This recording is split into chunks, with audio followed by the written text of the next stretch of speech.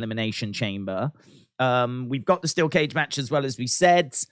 So, yeah, there's plenty of stuff tonight. I'm sure we're going to get Cody as well tonight. I don't know if we're getting Alexa. I haven't heard anything about Alexa. So that's one that people keep asking about. Where's Alexa? What's happening with Alexa? Honestly, don't know. Hopefully they are doing something big with her, because last time we saw her, I think she was starting to accept that she isn't in charge. When we saw her at the Royal Rumble, she was sort of broken. She had just lost the Women's Championship match, the Raw Women's Championship match. She was on her knees. She was looking pretty dejected. And then we got Uncle Howdy on the screen saying, do you feel like you're in charge? And, you know, it was only very short. But to be honest, it sort of felt like she was starting to come round to the fact that she wasn't. So even though it was very short, it still felt like a little moment. I mean, considering everything else that was on that show, it felt like a very little moment. But then anything involving Alexa's going to feel very little. And that one felt like a very little moment. But it did feel like a moment. And I think that she could have gone away. And when we see her next, hopefully there's been some evolution in her character. So, yeah, I don't know about Alexa. I don't know if she's going to be on the show tonight. If she is, hopefully we see something a bit different, a bit fresh. We push this story forwards a little bit more. Obviously, haven't heard any word on Uncle Howdy or anything along those lines. I'm sure Sean Ross Sapp will put out a report. Normally he does closer to the start of the show in regards to what we can expect tonight. So we might just have a little glance at that. But so far, Bayley against Becky in the steel cage. Brock, Montez against Elias. Dawkins against Priest. Carmella, Michin, Piper, and Candice. That's what I have seen. Do we get Alexa, or is she gone till Elimination Chamber, said Jojo. Yeah, I don't know. There's been no words on Alexa, so I genuinely don't know. I think that... I don't know that she'll stay... Well, I mean, it's what, the 18th? It's actually not that far away. Like, next week are the go-homes. So it's crazy, isn't it? We've gone so long between Survivor Series and the Royal Rumble. We've gone, like, pretty much 2 months without a premium live event. Now we're going about 20 days between Rumble and Elimination Chamber. So we're very, very quickly going into the next premium live event. So I suppose it's not too long to wait. If she is going to be on Elimination Chamber, she won't, I don't think she's part of the card. She's not in the qualifying match. She hasn't already qualified. She's not part of the official cards. So if she's going to be there, then it's going to be, you know, a big moment, a return. We haven't seen her since Rumble. She attacks someone, something along those lines. So we could definitely see that happen. Certainly if she's not going to be on Elimination Chamber, it sort of makes you think they might want to focus on the Chamber and focus on the stories going into that show rather than focus on someone that's not going to be on that show or not planned to be on that show. So maybe that adds a bit more weight towards us maybe not seeing her until Elimination Chamber. James said 2 things. Maximum male models have been moved to Raw and City in the Muds. Absolutely. You hate to see it, don't you, James? Might show what happened at the Rumble with Alexa tonight, says RG. Hello, Drip Nation. Hope you are well. Andrew says, poor Alexa. Well, they'll have something for her. They'll have something for Alexa. But it's like just nothing at the moment. Like they've done the Howdy. The story they've done is of her changing, isn't it? You know, she was standing by Bianca's side. Everything was good. Then we started to see the Braves logo. Then we started to get her changing. Then we started to get Uncle Howdy arriving. And I think the Rumble was maybe the end of that story arc of her, like, changing and accepting that she's not in control of that change. And I think maybe the Rumble, as I said, you know, her being on her knees, maybe that's the moment that she accepted it. So, yeah, I don't mind that theory that we might not see her now till Elimination Chamber. I don't mind that theory. Ryan Gambler said, good evening, Days. Is Bray done with LA Knights? Good question. Really good question. I think that he could be. I mean, LA Knight we didn't see on Friday because he, I'm guessing, is selling the what happened to him, selling the effects of the Royal Rumble. Again, there's no reports as to what the future holds for Bray, but equally, I haven't seen anything saying that he's just going to still be working with LA Knight. So you would have to say, I mean, look, everyone was talking, and it wasn't based on anything. I mean, I can't remember seeing anything. I can't remember seeing a report saying that they were looking to do with this. But there was a lot of talk saying about Bray and Uncle Howdy. That seems to have gone now. I think it was just because where the story was at the time. I think that's where the conversation was. You know, it looked like they were setting up Uncle Howdy to be Bray's opponent. Doesn't feel that way anymore because it feels like they're on the same page. And I think that's what the segment on Friday was all about. When Uncle Howdy arrived, put his hand on Bray, that was sort of showing that union. And so it wouldn't really make much sense now.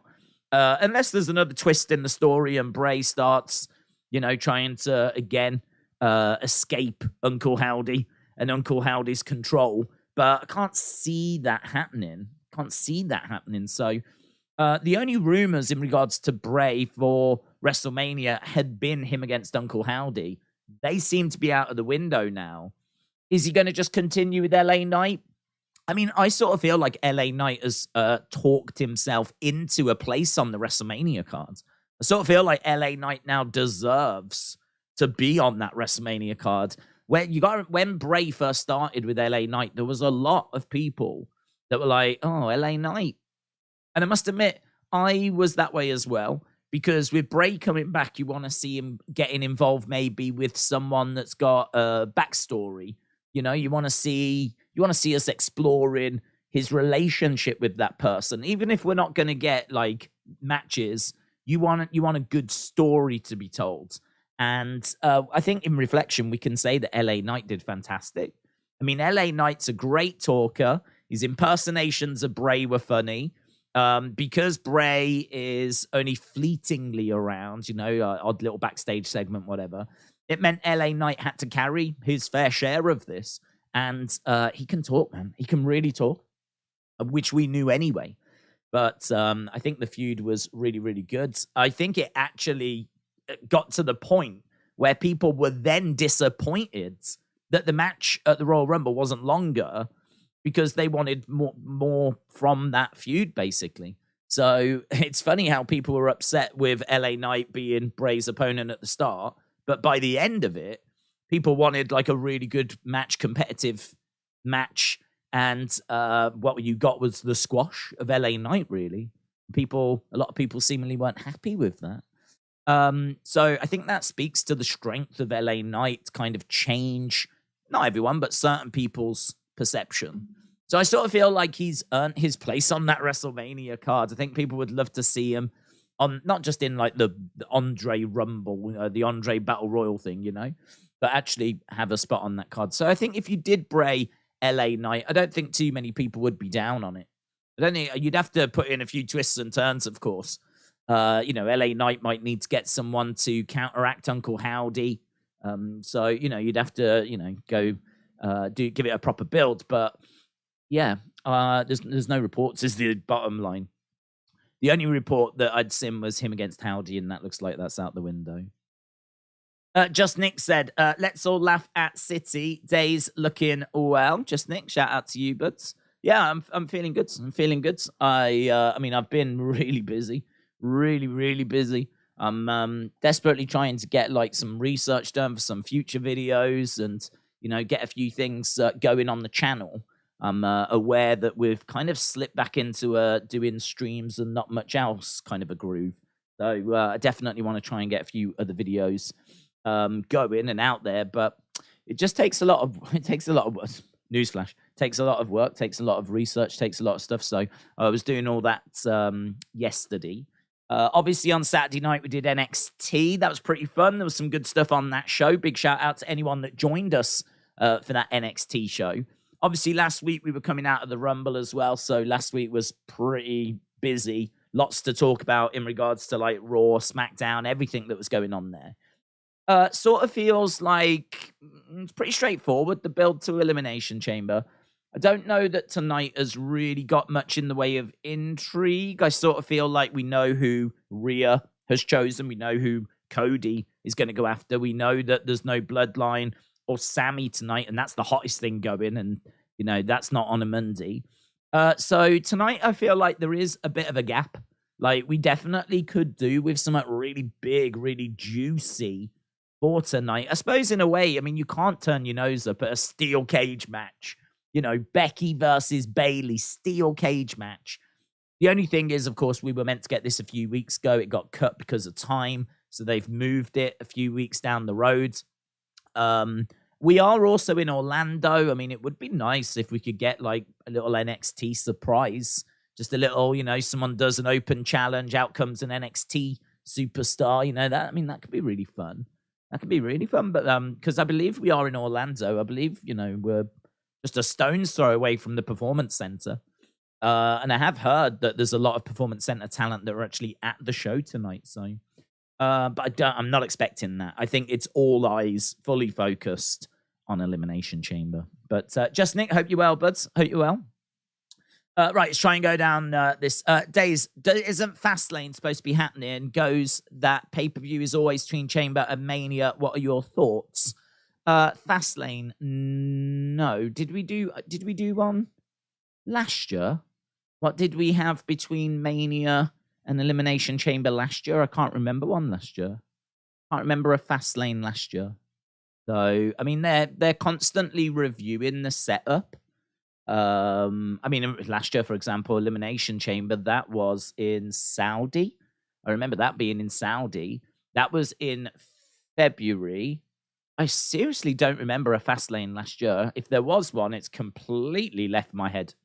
And let me have a look, actually. You've got me wondering now as to whether I'm just losing my mind or if I've just completely blanked on last year's Fastlane. No, I don't want 1987. Let's go down. Here we go. 2022, 2019, 22. No, there wasn't one. So it went day one, Royal Rumble, Elimination Chamber, and then WrestleMania. So there wasn't one in March of last year. We didn't have one. So no, I mean it's just I don't know if there's one this year. I don't think there is. I haven't heard one get announced, but no, it's not unusual. They constantly review the premium live event lineup. You know, last year we had day one. This year we didn't. Last year, as we said, you know, we had Clash at the Castle. This year, not expecting that. So yeah, it's constantly being reviewed. That's good. I thought I was losing my mind for a second. Then I thought I was proper like blanking out on like Fastlane. But Days, there may not be a direct backstory, but with his ties to Randy, would you be down for Bray targeting Riddle if he was to return? Would I be down for Bray targeting Riddle? Not really. Not really, just because Randy was a heel, and he's, you know, one of the best heels that WWE have ever had. So, I sort of think like when Bray was feuding with Randy, it made a lot of sense because you had Bray, like this great babyface that everyone loved, and then you had Randy, one of WWE's greatest ever heels, being a heel, and it's all good. Whereas since Bray has been away, Randy turned face, joined forces with Riddle. They were then one of the most over teams in WWE as RK Bro. Then Randy has just had to retire-ish. I mean, he hasn't retired, but I seriously don't know if when he's coming back. I mean, it's what? How long has he been gone? I think it was like May, wasn't it? June. He's been gone over 6 months. No sign of a return. So it's not good. I keep saying this. It's not good. So I think for now, Bray to go after Riddle, like I think the optics of that is going to be really wrong because Riddle is, unless Riddle is coming back as a heel, I've got to think that Riddle's going to have quite a bit of sympathy because everyone loves Riddle, and you know he's just done rehab. He's, as far as we know, not been responsible. It's not like he had a car crash because he was under the influence and someone got injured. I don't know what it was that finally resulted in him going to rehab. Normally, you'd think there'd be a moment or something would happen that would spark that, but there hasn't been any reports of anything. So I sort of feel like there's no real reason for the fans to be down on Riddle, say, any more than they would have been before. So I think if Riddle comes back, I think there'll be sympathy for him. I think he'll have a lot of support from the WWE universe. I think people love Arcade Bro. I think Randy, people feel sorry for Randy. I just don't think you can do a story on that right now because there's nothing about that situation that makes them heels. You would have to have Riddle come back, and then you would have to have Riddle laying into the fans saying that they weren't there for him. You'd have to turn him heel, basically, in order for then Bray to go after Riddle. So, yeah, not something that I would personally look at. I mean, you could do it down the road if Riddle did turn heel, but if he was coming back as a face, I wouldn't touch that. There wasn't any Fastlane last year, said Dortnight. Gerard is a Premier League winner. Klopp is a winner. Edward, I hope you're well. Any free agent news? Seems slow in terms of news. Mercedes Moné, Kota Ibushi still up in the air. Well, Mercedes Moné, there's no news on that. They couldn't come to a deal. So she is a free agent. And that's it. I mean, there's no news for her to come to WWE or her going to AEW or anything like that. In regard, she did a interview not long ago saying that she came out and said she's done everything she wants to do in WWE. She now wants to go international. She wants to, conquer other markets. So obviously, that seems to be what she's doing at the moment in Japan. Whether that means she's got her sights set on maybe doing something in Mexico as well, I don't know. That would be the other vibrant international market, you would imagine. I mean, she can always come to England, but we haven't got any big promotions here for her. We've got nothing on the scale of New Japan or CMLL or AAA. I mean, we've got Progress. Do you know what I mean? Like, we haven't really got anything here that can compete with that. Rev Pro. I mean, she can do Pro Wrestling Eve, but newsflash, it ain't that big. I mean, again, I feel similar down with like Australia and everything. Like, she says she wants to crack international. I can only imagine she's talking about Japan, and as I said, maybe Mexico. But no news on her going to New Japan or New Japan. No news on her going to AEW. And Kota's doing GCW, isn't he? GCW. So he's free now. He's doing, I think, GCW, and that's it. I mean, he's the one thing that he did say, and we spoke about the other day, is he wants to open a training school in Japan. So I think he's very focused on that. I think that's his retirement plan. I think like once his career comes to an end, and it's probably got 5 years, something like that. He's 40. Then it looks like he's going to go into training. So I think he's kind of got one eye on that already. So, yeah, I mean, look, we'll see. WWE might be interested, but the problem is if you've got someone like that that's got a very limited shelf life, I don't know, what are you going to get out of them within that time? I mean, 5 years is a long time. Absolutely. But you've got to think the risk of injury is quite high at that age. And I don't know if they just got other stars that are coming through, their own stars that they would rather put in those positions. So it's a difficult one, isn't it? Someone of that age, you've got to really weigh up, like, is it worth it? Or do you just invest in the young talent that you've got coming through anyway? I think they like him, though. I mean, obviously they had him in the Cruiserweights thing from 2016. I mean, that's 6 years ago now. So nearly 7 years ago. So, I mean, even that's a long, long time ago now. But they wanted to sign him back then. But it wasn't happening. Your voice is moving before your mouth. How is it? Have we got like a slight delay, have we, on the stream? It's annoying. We can, don't know that we can do anything whilst we're streaming. We might have to like turn it off and turn it on again. We'll look to do that in a sec. Hayden said, I'm related to Queen Elizabeth. She's my first cousin, once removed on my mom's side. I think I've got royal bloods. Wow, look at you. Look at you, Sir Hayden of Garrett. I hope you're well, my friends. That's nice news to receive. I would imagine if ever you come over to the UK, they'll just let you straight in, but to Buckingham Palace. So, yeah, very cool. I'm just having a look, see if I can see the issue. We have had that before, unfortunately.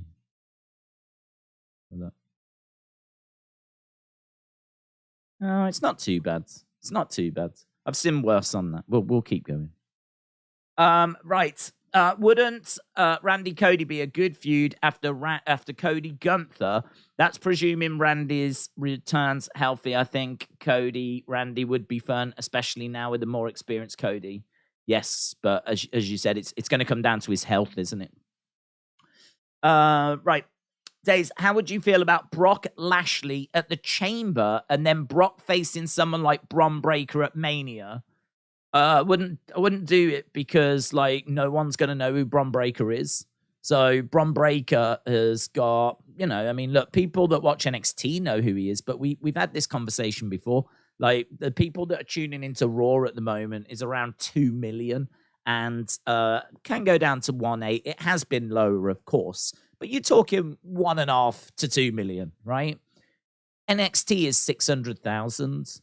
Like they're not just numbers, right? That is people that are actually tuning in, watching the shows on a week by week basis that care about the stars, know who they are. If you bring out Bron Breakker, there is going to be a large chunk of people, right? The vast majority of people that are not going to react, aren't going to really care, right? They might know him. They might have seen his face around. They might have seen him. They might know he's NXT champion, but you're not going to get that, oh my God. Like, you're not going to get that, oh, wow, what an amazing match this is going to be. You're not going to get that, right? You'll have a few people with that reaction, but the vast majority of people either won't know who he is or they'll know who he is, but they haven't really seen much of him. And so, who's this guy? Okay, let's see what he can do. Show me what you can do. That'll be their take on it. So, in order to do like Brock versus Braun, you're going to need a big build. You're going to need to have Braun on the roster, build him up, really get him across as a monster, a threat, and then smash him. I mean, you're at the point now where you can do Brock Gunther. Brock Gunther at the Rumble. People know Gunther now. He's been on the main roster for about 6 months or so. Intercontinental champion. Had one of the best matches last year against Sheamus. He's been on premium live events. Now you're at the point where you can do Brock against Gunther, but you would have to put Braun through that type of process in order to do Brock against Braun. So you can do it, but just not for this WrestleMania. It's going to have to be for a bit further down the road. But I mean, eventually that's the kind of match that you could see WWE putting on. Absolutely. You could see them doing that, and you could see Braun winning and it being like a pass the torch moment. Who knows? I mean, it could be that they do that as well with Brock and Gunther. It could be that Gunther gets the win over Brock, and that could be a passing of the torch moment. But yeah, I think because like we watch NXT on a weekly basis, it's easy for us to kind of forget that there's only so many people that do tune into NXT, and that it's their developmental. And there's a lot of people that just aren't really interested in that. They want to watch your Beckys, your Baileys. They want to watch. They're not really interested in the stars of tomorrow. They want to watch the stars of today. So yeah, I mean, what you do with Brock at WrestleMania is interesting. Him against Bobby, I think, is not done. Whether that concludes at Elimination Chamber, probably not. I mean, it's such a short time frame because you've got about a month and a half So if you do end a feud at Elimination Chamber, you've only got a month and a half to start a brand new feud and build it in time for WrestleMania. It's not long, is it? It's really not. And it might seem like long, but it's not long. So I sort of think like maybe they're just going to continue it all the way through now. Maybe Brock Bobby is just what we get at WrestleMania. Because if you end Brock Bobby at Elimination Chamber, as I said, like it's going to be a little tricky, I think, to start a brand new feud with just a month and a half to go till WrestleMania. Because you're going to need a good chunk of time to have the graphics out. You don't really want to book a last-minute match. So you're going to want to get the graphics out a few weeks before. That means that, you know, the feud and everything's got to be in place pretty much immediately after Elimination Chamber. So unless you're going to do maybe an angle at Elimination Chamber that then leads to a segment on the Fallout episode of Raw, which then gets a match made the next week. Do you know what I mean? It's got to be that quick so that you can then get the graphic out and start, like, you know, the promotion, the builds and everything. It's just there's no wiggle room. No wiggle room. Matt, shout out to you, said, upon realizing wrestling was scripted, did you shift your focus over the real world dramas, backstage dramas, continuing your enjoyment on a new level? No. My enjoyment of wrestling decreased. I think everyone, I can't speak for everyone, but I feel like everyone's probably did. If you watch this thinking it's real, all right, and believing it's real compared to how it is now, like you get too consumed now with the booking. Never, not once did I ever, when I was a kid, watch anything and like in wrestling and think, why have they done that? What? Not once did I ever think that.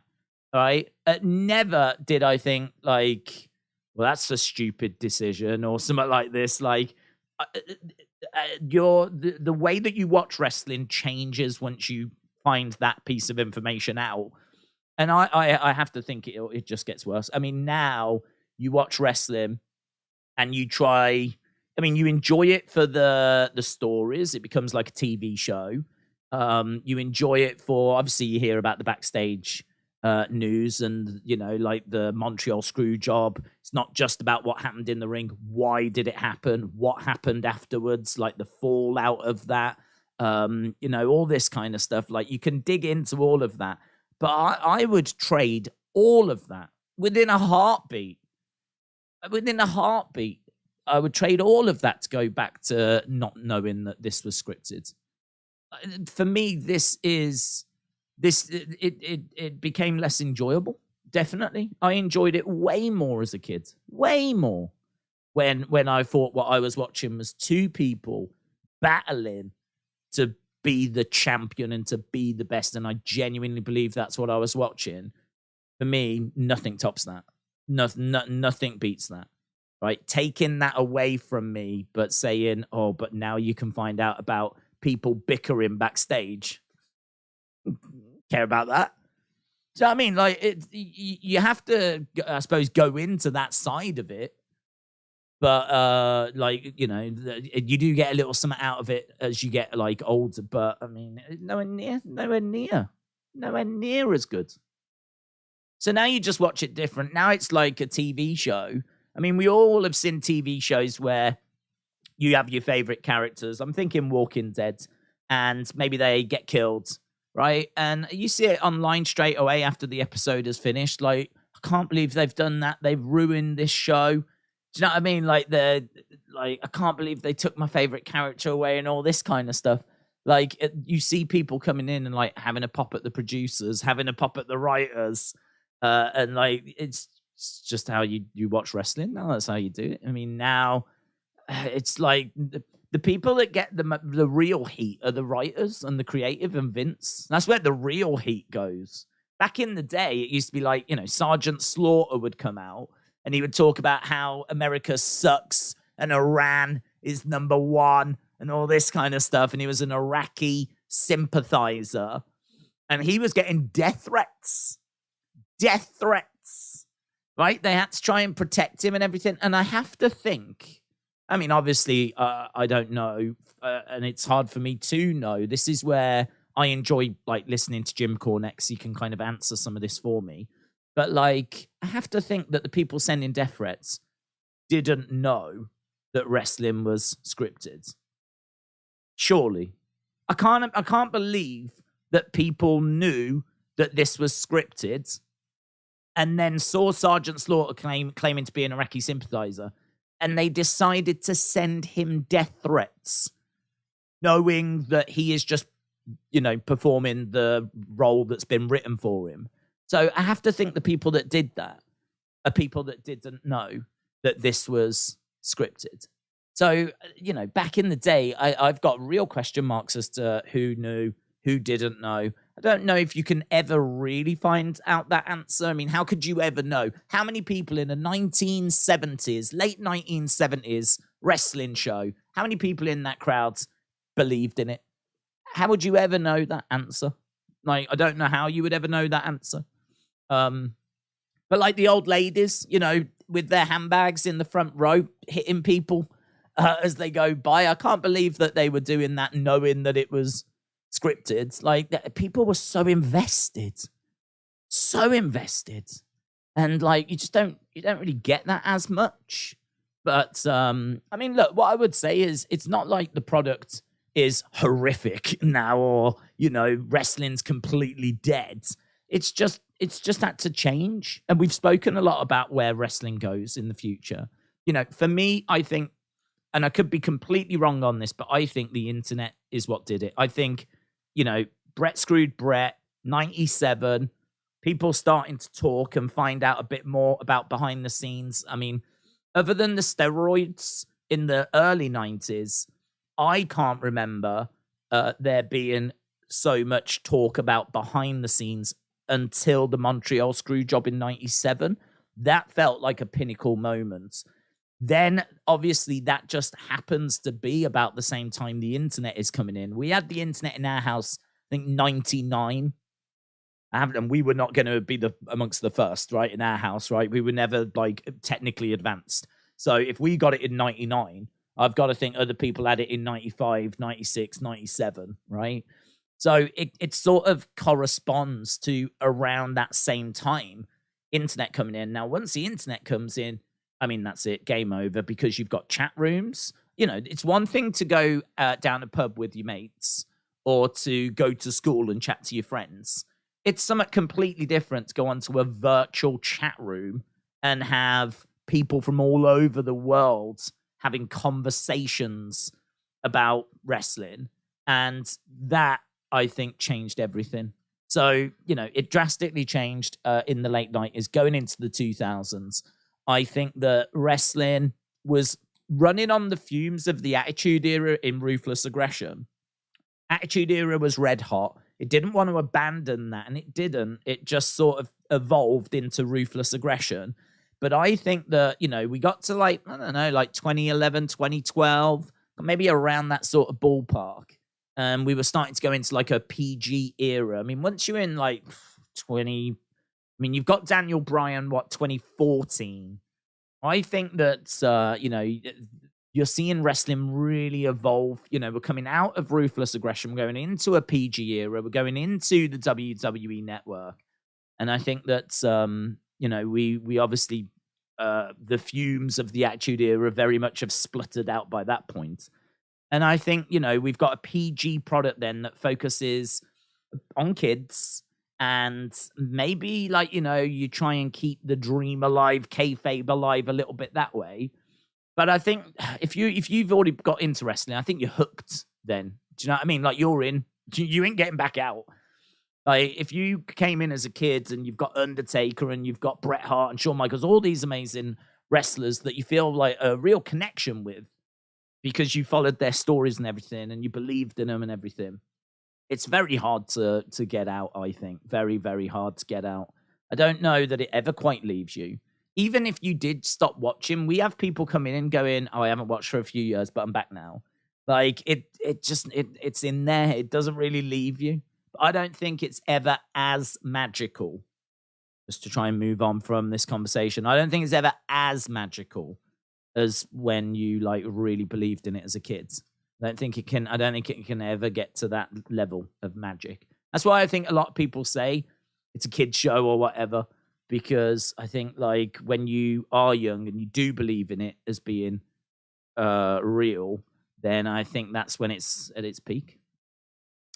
Did you hear about Bayley going to NXT? No. She could do, though. They've had a lot of people go down to NXT to do little short spells. So we've just had the New Day just drop the titles at the weekends. So wouldn't surprise me if Bayley went down and did a little run down there, a few weeks down there. The death of kayfabe on social media kind of spoils the vibe. Hard to take feuds seriously when the women in particular are flaunting their friendships on Instagram. It's a really good point, that is. I mean, this is where social media becomes really difficult, as you said, because like social media is another thing that we just never used to have to think about. So, for example, Hulk Hogan, he was say your prayers, eat vitamins. The only things you really heard out of him were the things that came out of the TV show. That was it. And maybe he would go on to like a chat show. But even then, you know, it was very trying to stick to the line. The ability to send a tweet out about anything at any time is a blessing and a curse, really, because you sort of need to stay on brand. But then equally, there's other things that you're going to want to respond to and talk about. And, you know, I mean, we've seen wrestlers have pops at fans and on social media and, you know, all this kind of stuff. I mean, do you remember Kayla Braxton not that long ago told the fan, like, she had a pop at the fans because they chanted, "You tapped out" to Liv Morgan. She got upset with the fans over that and went to Twitter and had a pop at the fans. And I mean, like, she didn't need to do that. It didn't change anything. It's just clearly something that she had to get out, you know. But I mean, that was Kayla Braxton, and you know, I don't think anyone really noticed. But had that have been a babyface, do you know what I mean? That had gone out and actually done something, like you could easily change the narrative of your character, you know. Talking of social media, look at Nash Carter. I mean, Nash Carter lost. How many people have lost their jobs over things that have come out on social media? Like that image of him came out, went all over social media. He lost his job. Before social media, where would that have come out? Where would that have come out? Into a newspaper? I doubt it. How likely would that have been that it would have found its way into a newspaper? Nah. It's anyone can put anything at any time on social media, and the repercussions of that are very, very serious. As we said, people can lose their jobs. And, you know, this is something wrestling is having to deal with as well in the modern age. Brenton said, have Braun come up to the Raw after WrestleMania under the name Rex Steiner to challenge Brock. Drop the dumb name, give him his Steiner name. But Kayla, it was bad booking. No one noticed. Apparently, gender reveal party doesn't mean getting naked, said Dark Angel. Prime example of breaking kayfabe would be Ric Flair posting pictures of Charlotte and Rhea enjoying cocktails together in a bar. Just a reminder that their feud will be a work of pure fiction. Yeah, I mean, this is where it's a real struggle because, like, in a TV show, for example, if you're watching Walking Dead, I'll keep going back to that because it's the show that I've probably watched more than any other series in recent years. Like, you've got two characters, the good guy and the bad guy. You know that they're feuding in the show. If you see them together on Instagram, the actors don't really, you're like, oh, that's quirky. It doesn't really change your appreciation. It doesn't change how I look at them on the show. That's not so much a problem, to be honest. But like in wrestling, it feels a little different because we don't really ever get introduced to the real people. You know what I mean? Like, when the actors go on to a chat show, they go on as themselves. They don't go on as the characters. They go on as themselves. And so, then they're talking away as themselves and their next projects that they've got coming up. And we're so used to seeing them in different films, playing different parts, being different characters. We know that they're like the actors. In the world of wrestling, it's different because you don't necessarily play those different parts. Obviously, you can have changes to your gimmick, but it's not the same as an actor playing a different part in a different film. Because an actor will play, 10 different parts a year, something along those lines, maybe more. Whereas a wrestler probably ain't going to change their gimmick that many times every year. They might change their gimmick maybe once a year, if that. But it's different. You are that character. We haven't really got our heads around, the wrestler and the person portraying that. We haven't really sorted that out yet. Bray did an interview with Ryan Satin, and he did that in character, which was really weird. And to be honest, you have to be told sometimes if they're in character or not, because, there was nothing really there to give away that he was in character.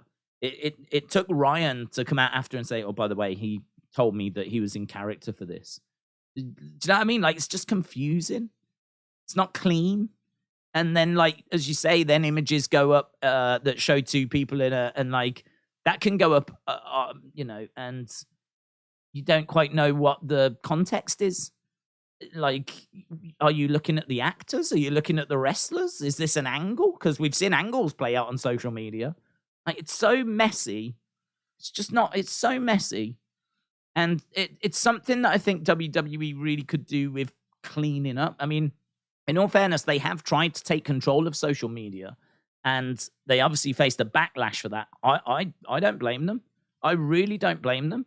I think if you've got your wrestlers going out doing Twitch streams where they can talk about anything at any time, like, you've got no control over that. And I can totally understand WWE wanting to have a bit of control over that, because they are investing a lot of time, a lot of money into these characters, into these people. And the way that it worked before was that everything you saw of them was just on TV, whereas now, God, it's just absolutely everything everywhere.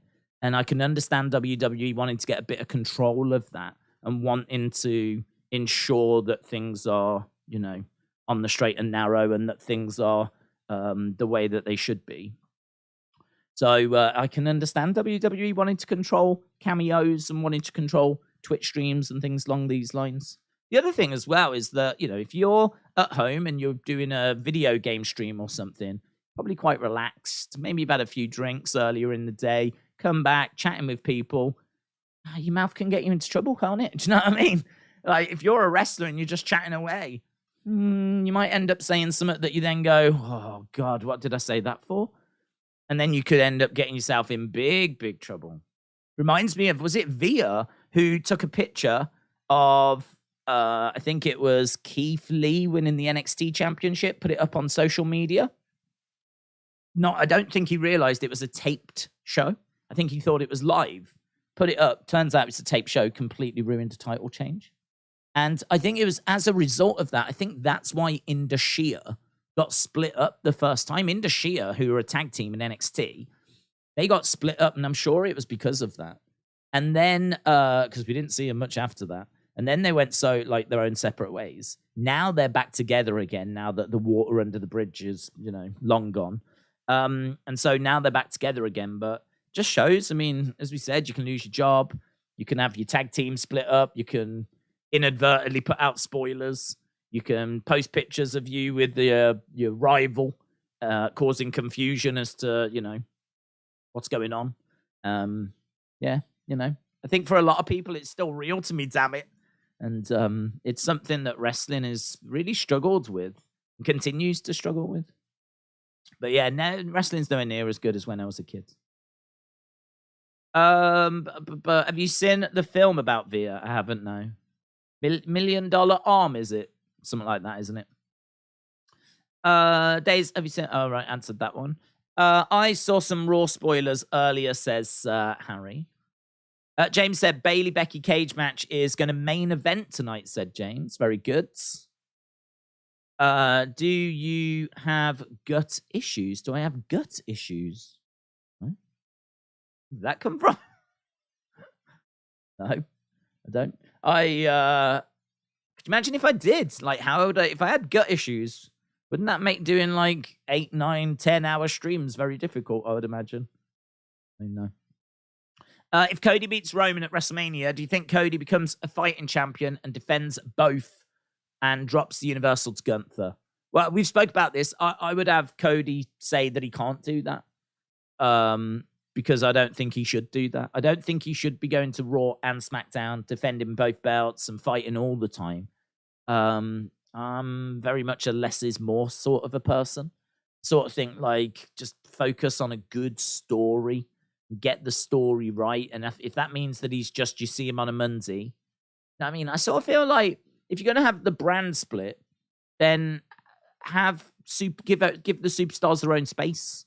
You know, like if you want to watch Roman, you tune in on a Friday. Simple as that. Yeah. If you want to watch Roman and Bloodline and Bray, you tune in on a Friday. If you want to watch Seth and Bianca and Becky and Cody, you tune in on a Monday. And so I know that the champion is going to be an exception, and the champion at the moment can go to both brands. But I wouldn't do that. I wouldn't do that. Not unless they're just involved in one story, like, you know, how Roman has one opponent and then he focuses on that one opponent. Majority of the time he's on SmackDown. I sort of feel like that's the right way to do it. But I personally would separate the belts. I mean, I think Cody should turn around and say, I can't do that. Roman has not been on the Raw brand as much as he should as WWE champion. Cody could turn around and say, I'm not going to do that because I can't do both brands. I can't be like fighting people on Raw and then on a Friday going and dealing with people over there. Like, it's not possible to do that and, you know, have success. Roman couldn't do it. Hence why he was never on Raw. He was always on SmackDown. So, you know, even Roman didn't try to do it. I can't do that. You deserve a fighting champion, and I would have him like surrender the belt. I'd have him surrender it. I just don't think you can have one person going between two shows trying to have feuds with different people, because you can't be building them up at the same time. And then when you get to the premium live event, who's they going to be facing? He'd have to be facing someone on, say, SmackDown, then going to the premium live event to face his Raw opponent. And then as soon as he's done with that, the feud's going to either continue or new challengers come along. That's a lot. That's too much. So I would separate the belts. I think Raw really misses a world championship. Really misses the world championship. And if we're in agreement that it's just not possible for someone to go back and forth, be on both shows, I mean, look, maybe they could do it for a month or two. Maybe you could get by, but eventually you're going to get absolutely knackered. And like, just constantly like going back between the two shows, just the traveling. I mean, they don't even do SmackDown and Raw in the same places. They're just going off in their own places. So like, just get into the different shows as well would be a nightmare. So yeah, I'd probably have him surrender it. I've been watching Ruthless Aggression. It made me want them to do the brand splits properly, separate writing teams, make it competitive. It would be fire every week, said Undercover Manager. Highlights channel said 12 minutes ago, Federman's feeling don't beat me hard. Shout out to you. Cody said, bring back the winged eagle. FaZe said, is CM Punk overrated? Yes or no? That's for the chat. We want Sammy as champion with one of the belts, said Jojo. Exposing said Punk is overrated. How long have we got? We got 10 minutes to go. Have you seen Young Rock, says Keaton. I haven't seen Young Rock, no. If the person didn't do house shows, only did Raw and SmackDowns, it would work, said Dark Angel. Jim said, I think pay-per-views, premium live events is silly. Priest and Montez match is going to be first, says Janice. Big main event on Raw tonight, said Messiah. How do you think the belts will be separated? I don't know. I mean, I'm pretty much done with trying to guess, to be honest, because they haven't done it. Have they? I mean, I thought they would have done it by now. we've come up with so many theories. I'm just bored of it. I mean, like, we've spoke about them doing it in the Royal Rumble. We spoke about Austin Theory cashing in. We spoke about them losing like one title and carrying on with the other. And I just feel like we're going round and round in circles. They ain't done it. And they're still not doing it. Even WrestleMania at the moment is for both belts. So unless Cody is gonna like forfeit one, make one available for Money in the Bank, lose one of them, and carry on with the other, like, but at the moment, I still don't know that they're gonna separate them. I honestly really thought it. That was my understanding is that was not the plan to do that big title unification. My understanding is that they decided to do that because they knew that Roman, Brock, we've seen it so many times, we're going to need something big here. We're going to need something to make this the biggest main event, right? Because Roman, Brock, we've seen it so many times. So what can we do? And they ended up settling with, we'll put everything on the line. That's how we'll do it. Both are champions, everything on the line, right? But my understanding is that they did that for that match, not because they wanted to put both belts together. It's not that they were sat there going, do you know what? We need one champion.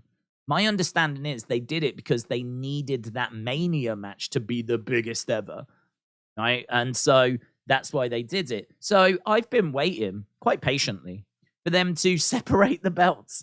Like, you did it. Well done. You did it at last year's WrestleMania. Bully for you, right? You did it.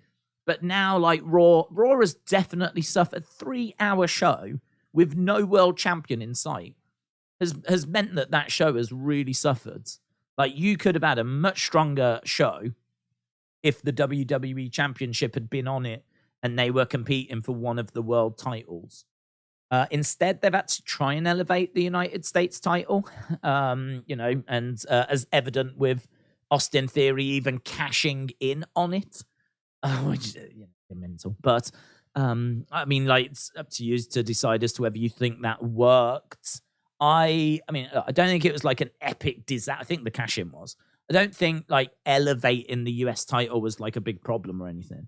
But I do think that not having a world championship on your 3-hour show was a problem. So I'm as I said, I'm just a bit bored of like constantly going round and round. Like, how are they going to separate them? They haven't done it. How could they separate them? Anyway, they could do it anyway. Elimination Chamber, Money in the Bank. Like, have Roman lose one of them. Like, there's a Battle Royal. Like, there's loads of different ways. Like, it's not an issue to do it. It's just, are they going to do it? And they haven't done it yet. The champ would have to relinquish both belts by fault of injury, thus placing both belts under tournaments.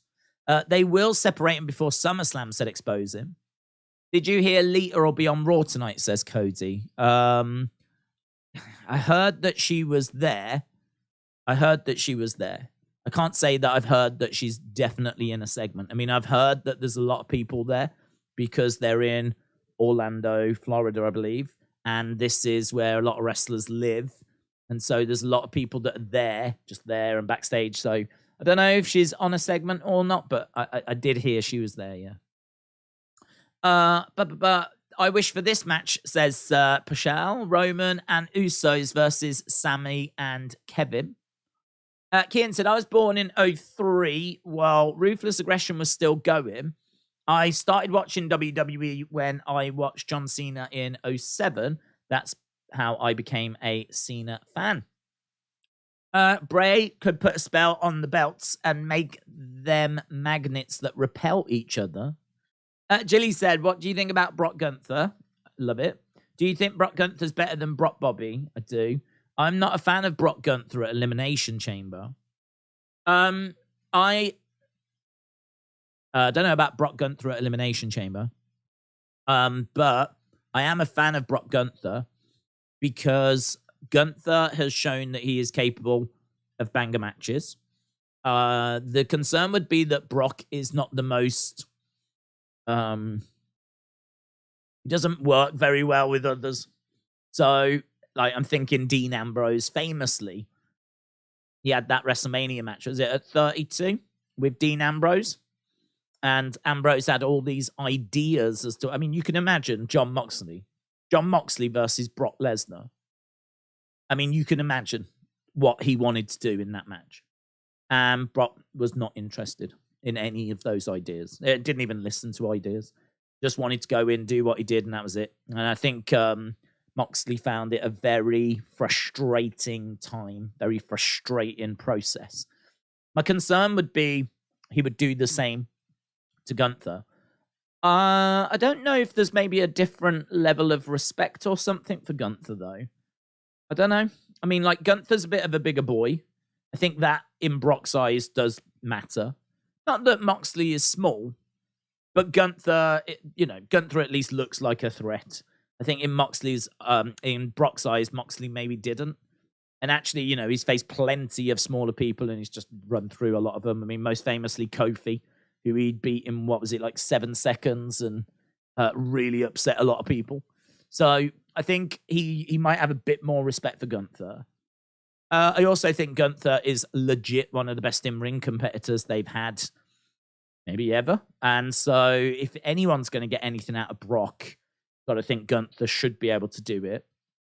Brock as well just seems to be having a bit more fun. I mean, I know that could be just an optics thing, what with him being a face rather than a heel. I mean, when he's a heel and he's coming down looking moody, it's easy to look at him and go, oh, he's not enjoying himself. Whereas now he's a face, he's coming down, he's looking a bit happier. You might look at him and go, oh, he's having a good time. Maybe not. Maybe nothing has actually changed backstage. But it does, from an optics point of view, look like he's enjoying himself. I think it certainly seemed to be enjoying himself at SummerSlam when he was coming down in the tractor, flipping the ring up and all this. He seemed to be enjoying himself there. So I sort of feel like if we do have a motivated Brock that's enjoying himself, a Brock that respects Gunther, and in Gunther, one of the best in-ring competitors we've ever seen, I mean, you'd have to think the ingredients are there for a hell of an encounter. And I just don't think, like, we've already seen Brock Bobby. Not really anything to write home about, is it? It's two big guys colliding into each other, and that's about it, really. Like, they're legit, and honestly, it could be for a world title. Easily. Because, they're probably the two biggest, most legit guys on the roster. But it's just not a match that I find myself, like, clamoring to see. It's not a match that I'm desperate to see. It's a match that sort of can serve a purpose, I mean, like, it's credible. It'll look good on a poster. You can speculate as to, who's going to win and whatever. But, I mean, it's not really anything more to it than that. Certainly, I'm not expecting it to be anywhere near 4 stars. But I think Brock Gunther could be. So, yeah, for me, way more intrigued in Brock versus Gunther. Whether we get that or not, I really don't know. Godfather's Ho said, thanks for the cast. Shout out to you. Andre the Giant is my favorite giant. Did you know Andre had to make brown in bathtubs at hotels because toilet areas were too small? I did, yes and no. I mean, if you'd have asked me, was that true? I would have said yeah, but I don't know how often, like, obviously. I don't know if that was something he had to do all the time. But you can sort of understand it. Without getting into the logistics of it, I mean, I have no idea what you do after that. Do you, like, scoop it up, put it in a bin? I mean, I don't know what you do. Do you just leave it for the maids? I have no idea. But I have got his book, which I read, and I really recommend. I have not read the new one, though. There was a newer one that came out a few years ago. It's meant to be even more in-depth. And I really want to get my hands on that one. But I do have, I think it's on my shelf, actually.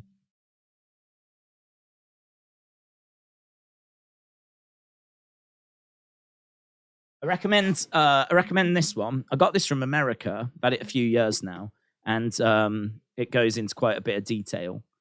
But yeah, it's crazy. Some of the things that he had to like do to try and cope. Just the one thing that comes across is like just how hard living life was. And as you say, that's a great example. Paul said, let's go. Let's go. Right, here we go then. So we are going over to Raw. That not loads to talk about and preview, unfortunately.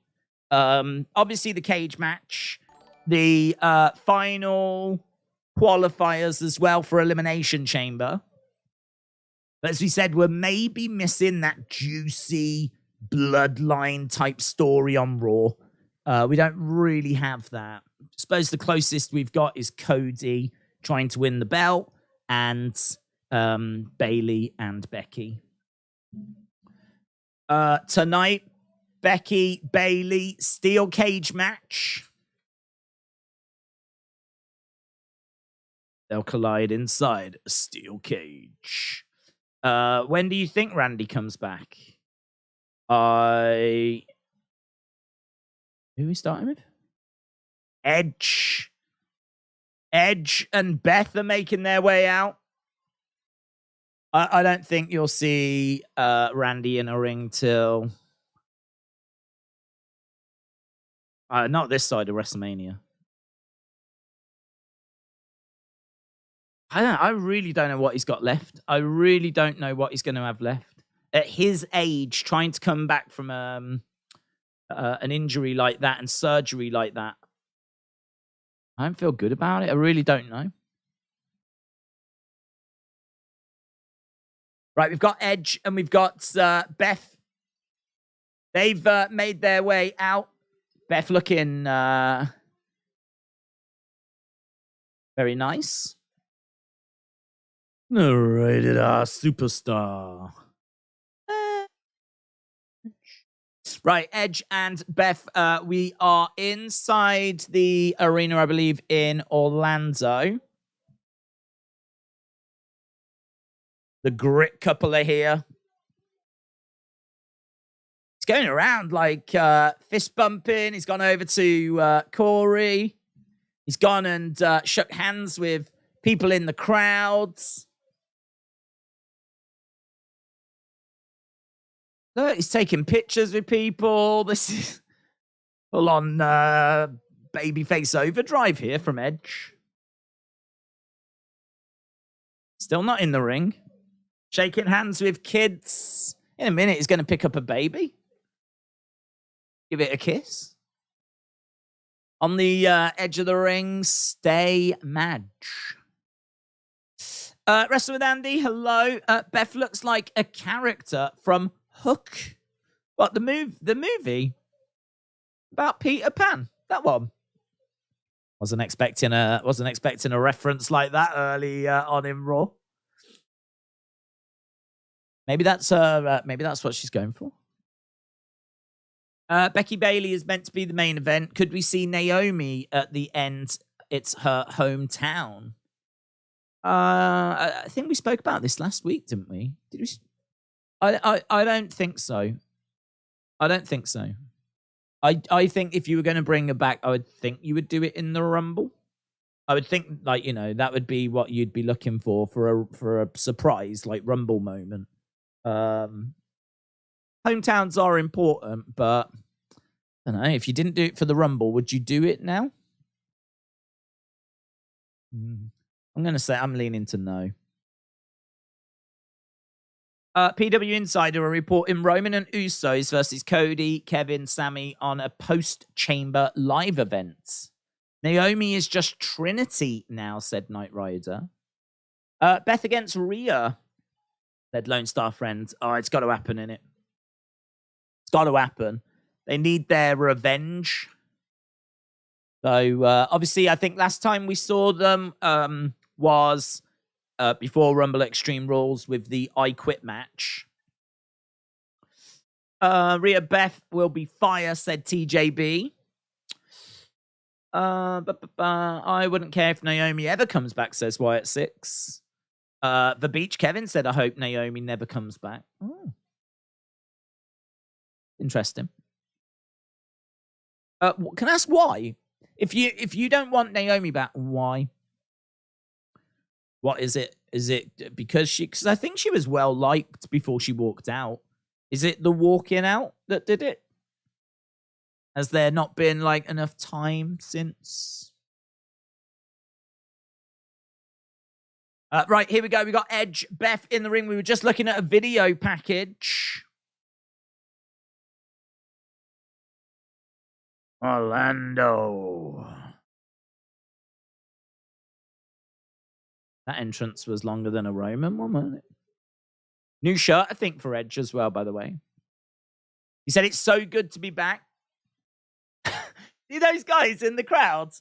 What, they're wearing white shirts. One's got R, one's got A, one's got W. War. Good job they're in the right order. War. Looks like they support war.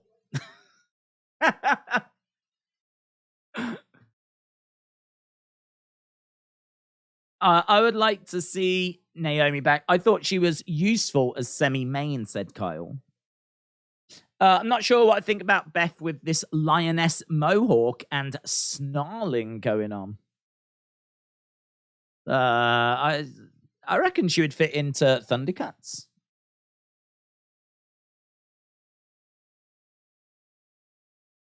Finn Balor is operating on a level I have never seen him operate on before, and that is saying something, says Edge. He's not, that is saying something. He definitely said something. He said something. I was here for it. He said it. I heard it. Definitely said something.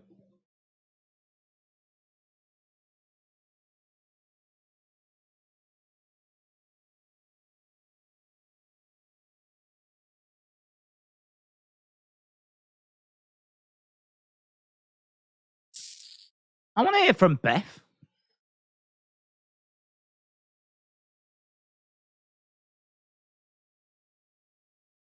I feel like Edge is setting the scene.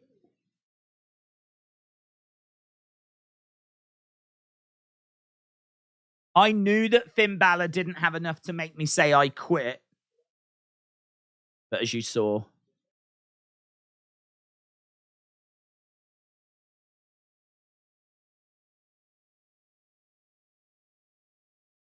He said that he was helpless to stop what happened to Beth.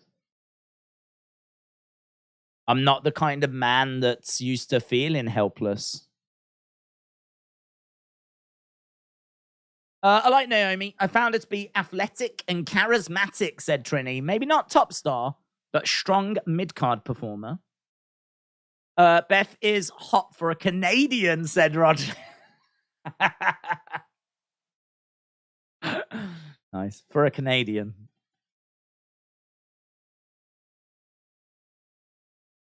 Here's the thing.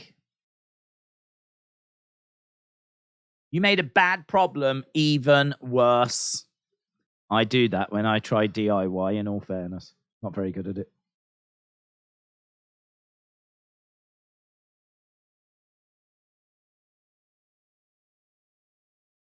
Okay, here's Beth. Yeah.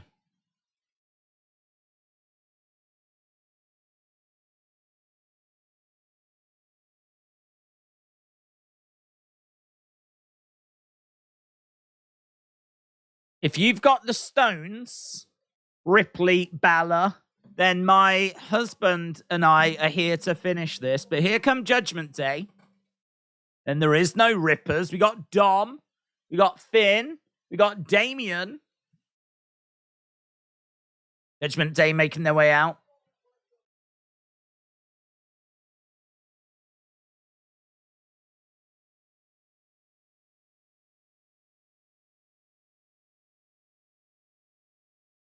Is that Finn said, am I the only one noticing a pattern? Edge makes his triumphant return, only for the Judgment Day to beat him down again and again and again. It is true. I mean, this guy might as well start calling him Boomerang. Keeps going away and coming back again, doesn't he, Edge? Wow, listen to the boos for Dominic. Loud boos for Dominic. Wow, there must be a lot of people.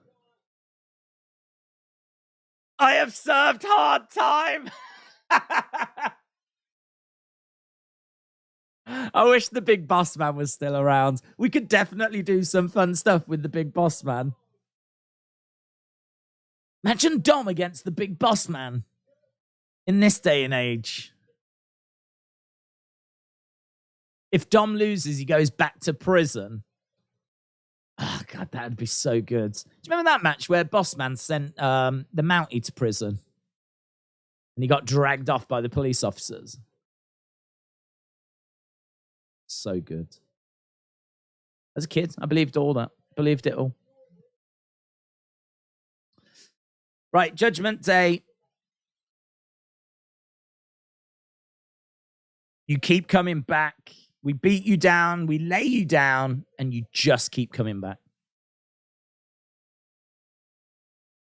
We'll make what happened at Extreme Rules look like Child's Play, which in all fairness is a very scary film.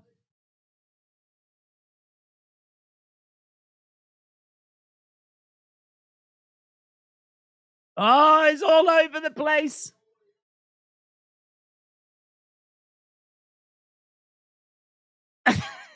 Damian Priest is talking about entering Money in the Bank.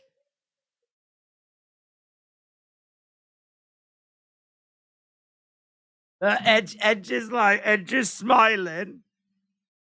Damian Priest was talking about going into Money in the Bank. And then he had to go, I'm sorry. I'm so wound up. His comeback was, Edge, I hate you. I hate you. Oh, dear. All over the roads.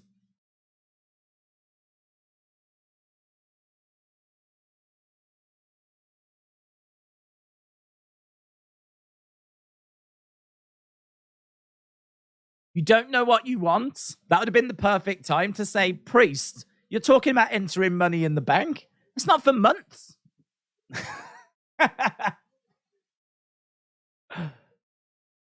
Oh, dear.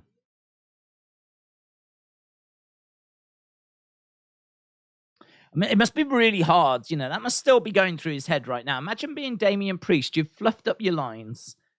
You've had to apologize to Finn Balor because you've got so lost. You've actually verbally had to apologize. And that must be really hard to shake off right now.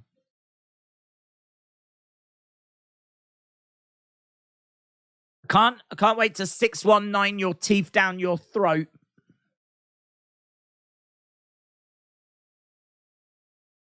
Rhea's not here because she's doing a promotional appearance, apparently.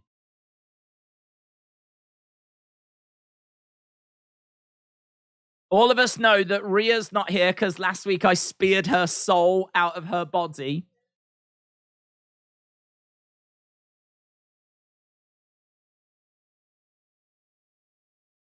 I didn't come here to talk. I came here to beat Rhea Ripley's ass. She's not here.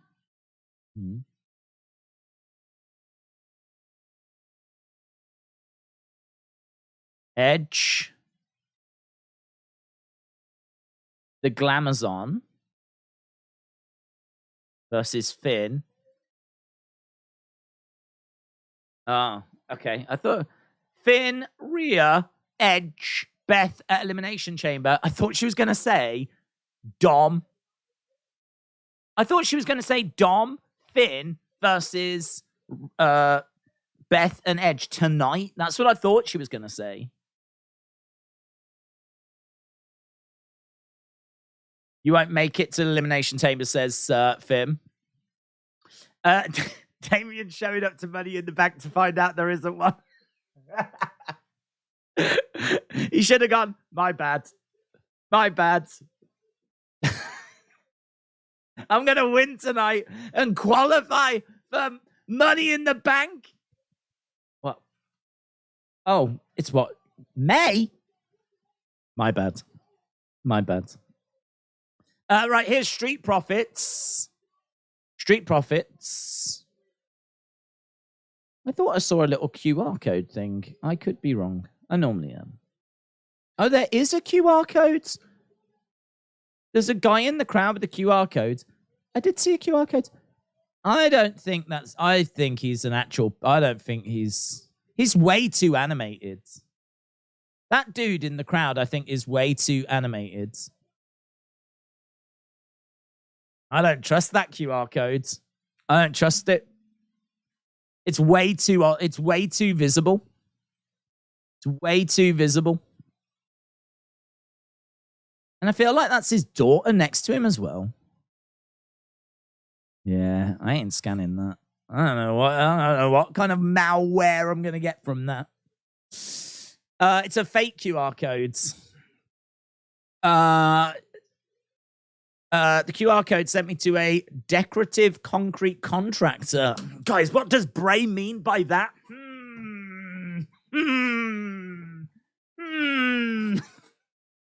What does a decorative contractor in Orlando mean to Bray Wyatt? What's the message from Uncle Howdy there?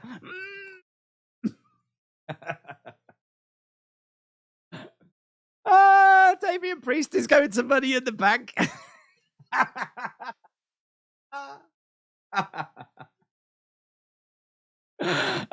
a goated open segment, that is. I can't even remember what happened. I think Edge came out, said some words. Beth came out, said some words. Judgment Day came out, said some words. Damian Priest is going to Money in the Bank. Uncle Howdy has opened a concrete company in Orlando. And we've gone to commercial. Oh, Street Profits came out. And then we've gone to commercial break.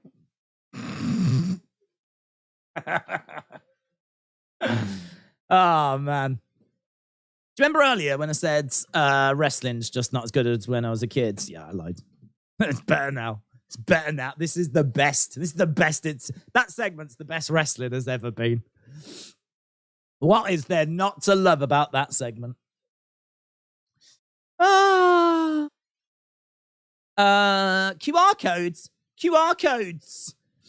Uncle Howdy is an architect. Joey said, would you rather see Johnny Gargano against Tommaso Ciampa at WrestleMania or a DIY reunion? Oh my God. If Uncle Howdy has started his own concrete company, could that be a tease for DIY? Think about it, guys. It's right in front of your eyes.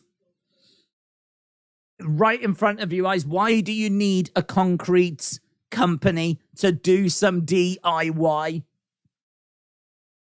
That's it. Wyatt 6. Johnny. Tommaso. Uncle Howdy. Bray Wyatt. Alexa Bliss. I never needed you at all. Huskus. Wyatt 6. Ah. Funny. Lance said, I really hope Otis joins Maximum Male Models. Listen, that's the only way. It's the only way that segment could have been even better. Is at the very end, we just had both of Maximum Male Models come out with Otis just gyrating away on the entrance stage. That's how we go from a 10 out of 10 segment to 11 out of 10. Eric said, my son wants to tell you a joke about pizza, but he's afraid that it might be too cheesy. Yay. Nice. Eric, shout out to you. Shout out to your kids. Nice. I think we're up to speeds. We are. Is the first segment any indication of the rest of the night? It's going to be a botch classic, said Chris.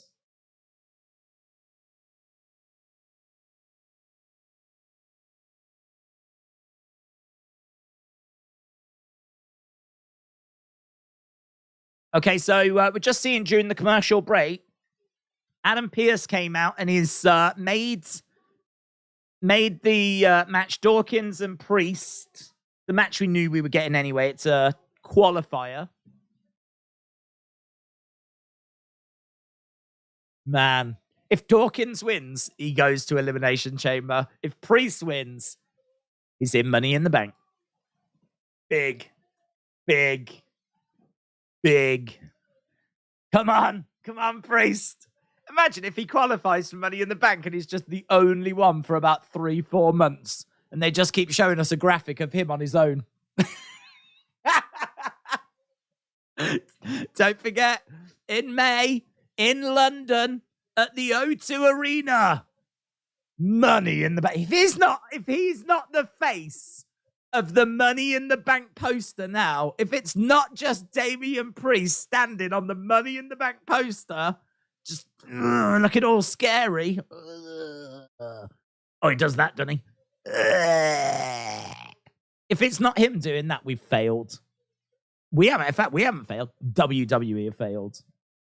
There ain't no one talking about Money in the Bank in 2023 yet.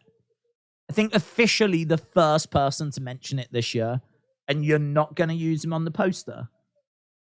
Get out of here. Get out of here. If I was booking this show, it's what I'd be doing backstage right now. I'd be on the phone. I'd be like, the posters, Money in the Bank. I just want Damian Priest, and that's it. Damian Priest with both the men's and the women's briefcases. He could be doing that with both briefcases. He loves it. Dawkins deserves this. I wonder if Damian has got something on his shoulder. Do you remember Brock Party? Do you remember when Brock used to have the Money in the Bank briefcase on his shoulder? Had a sound system in there, didn't he? Guys, you know that, the QR codes Uncle Howdy person? He's still at ringside, you know? Still at ringside. Normally the plants don't stay around this long. It's amazing. Do you reckon when he told his daughter, because I think it's his daughter, maybe it's his wife, I don't know. But he said to his daughter, like, when we go to the wrestling, no, it's his daughter. I just saw her. It's his daughter. If it's his wife, something is very wrong. But do you think he was like, yeah, we're going to go to the wrestling. I am going to take this, though. Do you reckon they were like, oh, Dad, oh, God, don't, Dad. Don't, oh, God, don't, please. But no, I'm taking it. Also, will WWE take that away? WWE have started a problem here, aren't they? You're going to have other people bringing QR codes. This ain't ever going to go away now. People are going to be bringing QR codes and getting their company links out there. Traffic to his website's going to go through the roof. Like, it's a bit of a problem. Great way for him to promote his business. Days, I just checked. Damian is 21-1 to win Money in the Bank. Not anymore. Not anymore. The plant has roots, said Tony. Yellow shirt guy has lost my respect for making us scan his QR code for a Dream Designs rubbish. I love how you've still included the word Dream Designs, though. Oh, I've lost this guy's respect for his Dream Designs fantastic layout, low price website.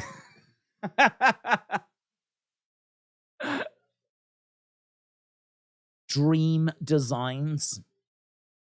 I would have just said, like, I've lost respect for this guy because he's just, promoting his business. I wouldn't have gone as far as to say his Dream Designs at low prices, very affordable, very accommodating website, easy on the eye, great layout, 5 stars.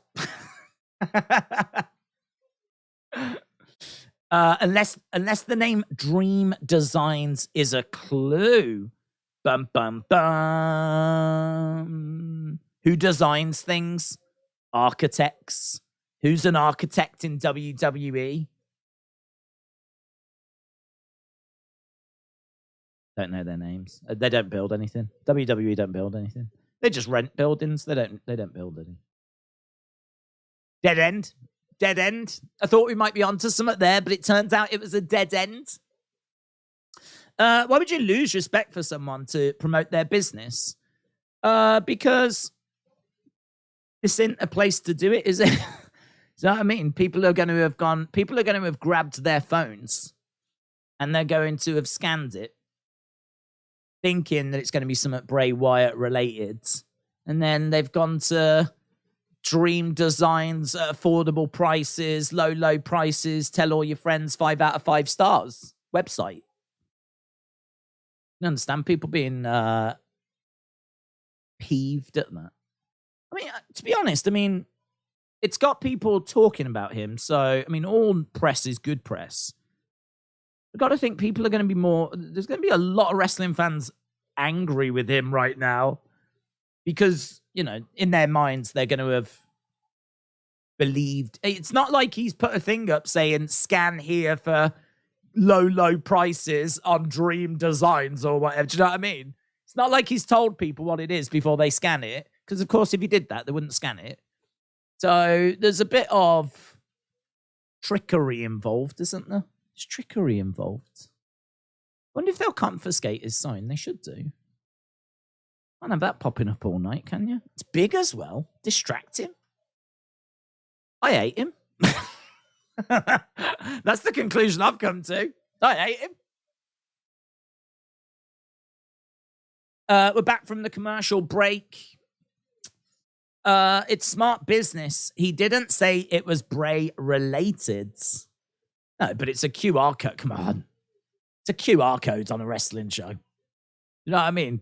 Mere months after we've had White Rabbit campaign. He knows what he's doing. You know what he's doing. I know what he's doing. Dawkins with a kick. The QR code takes you to Damian Priest's Money in the Bank qualifying match. That's the bit I love. 1, 2, shoulder up. Do you know what? It makes me appreciate Green Shirt Guy. I love Green Shirt Guy more now that Yellow Shirt Guy has been a douche. Like, Yellow Shirt Guy, front row, abused his position. He's abused his position, right? So that makes me now appreciate Green Shirt Guy a lot more. He never abuses his position. He never... Do you know what? Green Shirt Guy never wants anything from us, does he? He never wants anything from us. He gives. That's what Green Shirt Guy does. He gives. Not a taker. He's a giver. I miss Green Shirt Guy. I wish he was here instead of stupid Yellow Shirt Guy.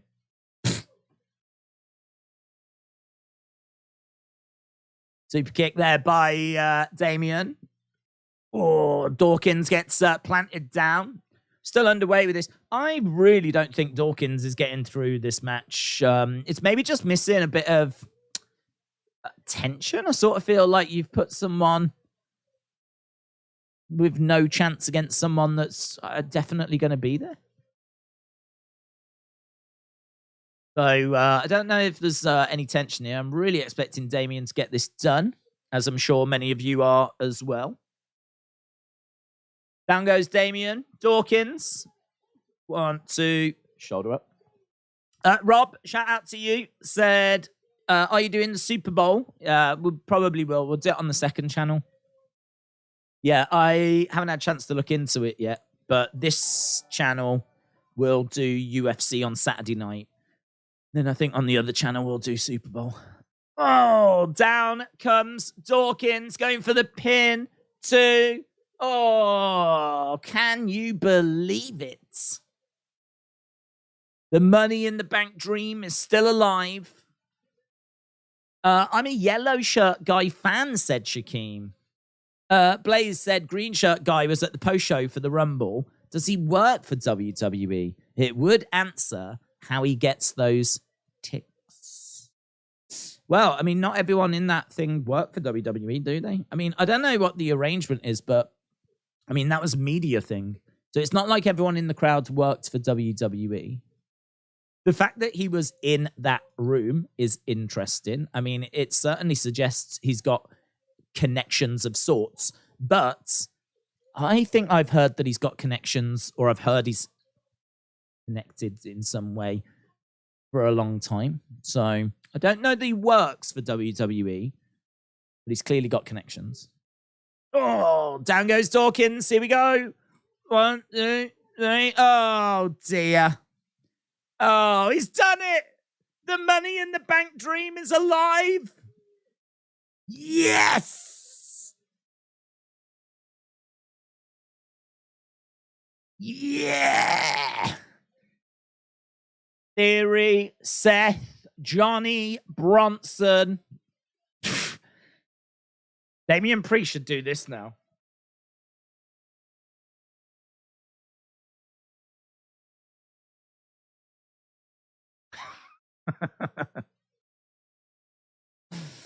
Why doesn't he release a shirt? Money in the Bank winner 2023. You could have that out now. Woo! Look at this ride. Damn. Damn. Look at that. Austin Theory arriving in a beautiful car. I don't know cars. I'm going to say that's a Lambo Porsche. Right, coming up next, we're just going to relive the Bloodline story. Is it a Lamborghini? My guess would be Lamborghini. Nice car. Lambo. All roads leads to Money in the Bank. Yeah. Do you know like how Sean is Mr. WrestleMania? And you've got I don't know, like I think was it Mankind joked he wanted to be Mr. In Your House? Maybe Damian Priest could be Mr. Money in the Bank. Do it. Start that petition. Get the ladder out and point to it. Damian Priest should get in the chamber with a ladder and climb up to see there is no briefcase, just like R-Truth in the Rumble. Green shirt guy is Mae Young's hand all grown up. Oh, they grow up so fast, don't they? Local rental. Oh, yeah, I'm sure. Although saying that, we're in Orlando, which is where a lot of wrestlers are based. You know, could he have gone home and grabbed that? And that is his car. I mean, it absolutely could be his car. I think the minimum you earn on the main roster is $250,000. I think that's the minimum a year. I've got to think he's on more, and he's had bonuses, and he's been up there. He's been up there at least a year. He did last year, and he was up a bit before in 2021. Maybe we're not at the level where he can have a car like that yet. I don't know. Got to be some nice checks coming in with action figure sales and things as well, though. I would say rental. But I don't know. Dawkins has been with WWE for longer than Hogan. Very similar careers, wrestle with Andy. Very similar careers. Dawkins Mania running wild. Do you think Austin Theory will ever be the face of the company? The face of the company. Yeah.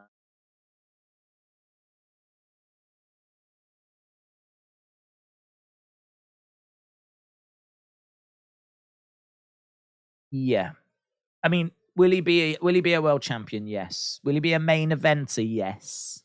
Will he be the face though? I mean, it's hard to know, innit? Because like he could easily go on and achieve all of that, but still not be the face, because there could be someone. What's the only thing that would hold him back? I think the only thing for me that holds him back is talking is great. His matches are absolutely fine. His look is fantastic. Is he just? Do you just wish he was just that little bit bigger? I mean, actual muscle-wise, you can't ask for much more. I mean, I think he was like into bodybuilding, right? So, I mean, we're talking about someone that's really pushing the limits of what the human physique is even capable of, right? So you can't ask for any more in regards to what he's doing. But is his frame just that, just a little bit? Do you know what I mean? Like him being face-to-face with Roman's going to be that little bit bigger. Him being face-to-face with Brock, a little bit bigger. Him being face-to-face with John Cena, I mean, I don't know height-wise how it would look, but John Cena's going to be that little bit bigger. We're always just that little bit bigger. It's the only thing I could really think of, to be honest. Only thing I can think of. He's got it all. Got it all. So he's got that swag. He's brilliant on the microphone. He's so comfortable. So comfortable.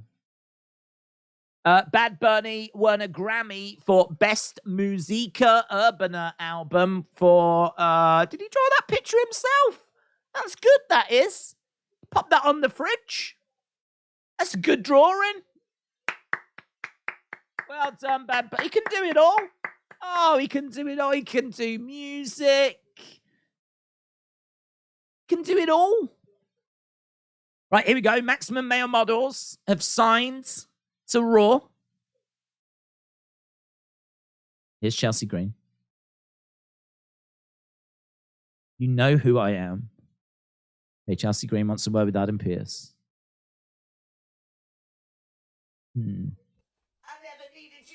She wants a private dressing room.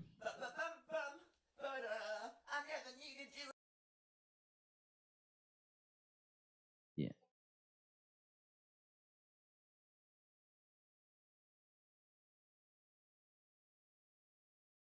I'm not in the Elimination Chamber, but Liv is. Raquel is. I think he is. He says, I could beat all of those.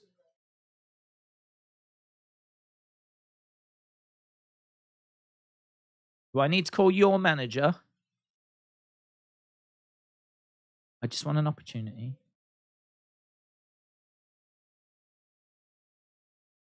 I deserve a match. And I deserve to be presented like the big star. But she's annoying, isn't she? I mean, I know she's meant to be, but she actually is. One call and I could cost you your job. It's probably true, actually.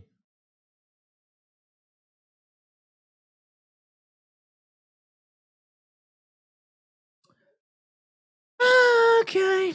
Right. Eric said, recently Hasbro made a G.I. Joe classified Sergeant Slaughter. How can that happen when Mattel has the WWE license?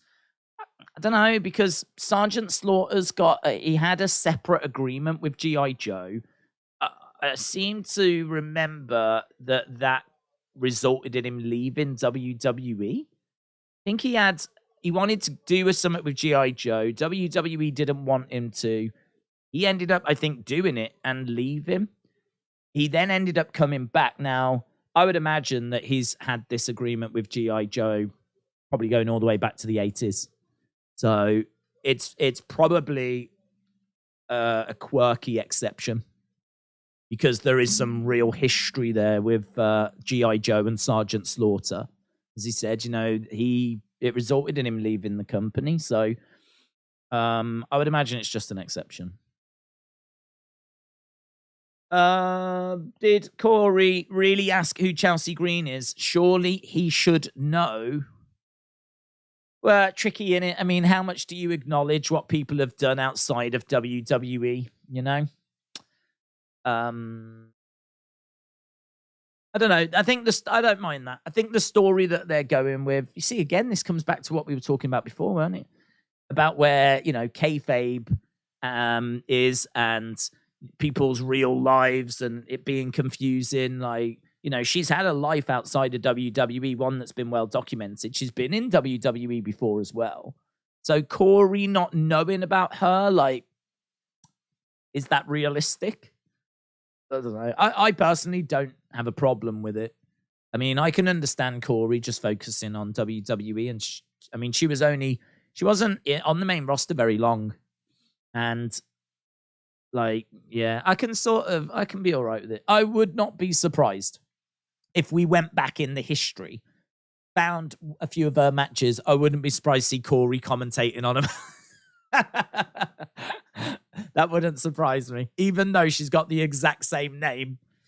But yeah, I don't know. I don't have a problem with it. Days, can MJF succeed in WWE? How would he be booked? A quick title opportunity. How watered down would he be?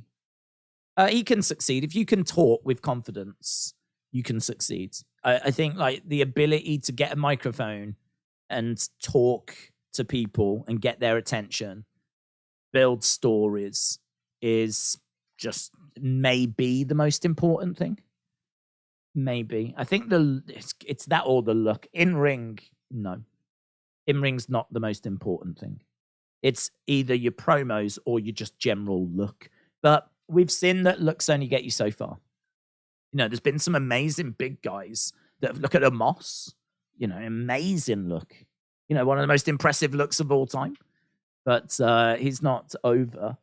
So, yeah, I sort of think probably your promo, innit? It's probably your promo. I think if you're a killer promo, I think that's probably the most important thing.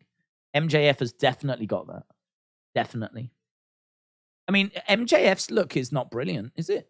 You don't look at MJF and see, like, a wrestler, to be honest. You don't look at MJ, like, you know, if you think of the days of Bam Bam Bigelow and Vader and all of that, you don't look at MJF and go, oh, yeah, he could compete with those guys. You know, you show someone a picture of Brian Cage, show them a picture of MJF, show them a picture of Wardlow, and say these three people are in AEW, which one's the world champion? I don't know how many people are going to be picking MJF, to be honest. So he ain't really got much in the way of a look. His matches have been criticised. He doesn't have that many, and when he does, you know, there's been some decent ones, but they don't set the world on fire, right? But it's he's talking, isn't it? He's talking. So I think it's probably like the most important, and he is fantastic at it. How watered down would he be? Well, you can't get very personal with your promos in WWE. So he's not going to be able to go after people's families and all that kind of stuff. I mean, we saw what Bayley did. Bayley saying about how Seth's only with Becky because she got knocked up. Like, that's probably the furthest you're going to go, really. Although, saying that, do you remember last year with Seth and Riddle? He was like, have you seen your kids? Have you seen... Oh, you can't, can you? Because you're banned from seeing them. That was pretty far. We don't really ever go there, though. That's what made that stand out. That was Seth and Riddle in the build to their match. I think it was at Clash. And, you know, like, Riddle went off and he was like, where are you? And, like, you know, he wanted to get his hands on him. And that was good. That was really good. So, I mean, look, if they would do that and allow MJF to kind of go to those lengths, not all the time, but, you know, once in a while, once each feud, he would be fine. He would be absolutely fine. Talking, I mean, look at The Miz. Miz has built a whole career. You look at The Miz, he ain't really much to look at, is he? No disrespect. You know, he's got a lovely wife. But again, you know, you compare him to Brock, you compare him to Roman, you compare him to John Cena. I think even The Miz would agree that he's not visually on that level. In ring, I mean, can you name all the amazing Miz matches that we've had? Do you want to list them? You'll only need one finger, let alone one hand. But, yeah, again, look at his career. An amazing career. Hall of Fame career. No shadow of a doubt. Hall of Fame career. Bayley should have said, the only reason Seth is with you, Becky, is because he couldn't have had me. Do you know what? I think people want the story to go there. I think, like, there's been people that have been trying to just online tease. I mean, there was nothing about that suggested to me that Bayley was jealous of Becky or that Bayley wanted Seth. There was nothing in that promo that suggested that. She just said, he's only with you because he knocked you up. She's basically just said your husband doesn't love you, basically. He's only tolerating being with you because he got you pregnant. There was nothing about that said to me that she wanted him. But I do agree, like, there's been a lot of talk on Twitter. I think even, like, Becky came out and said, you know, a little comment along the lines of, it might not be only my attention that Bayley is after or something like this. Ding Dong Hello, Toxic Attraction. That'll be good. We don't get Ding Dong Hellos, but we're getting one tomorrow on NXT. With Bayley, that'll be good. But yeah, that would be fun. Is Carmelo the next champion? Ron, Breaker, Carmelo. They are seemingly on a collision. We're coming off the back of, I don't know that it was Red Hot show from NXT, but it had some talking points in it. Right, Baron Corbin is in the ring. We're 46 minutes into Raw. Easily the biggest thing that's happened is Damian Priest trying to qualify for Money in the Bank. That's easily the biggest thing. Dexter and Johnny making their way out. Dexter Lumis, Johnny Gargano.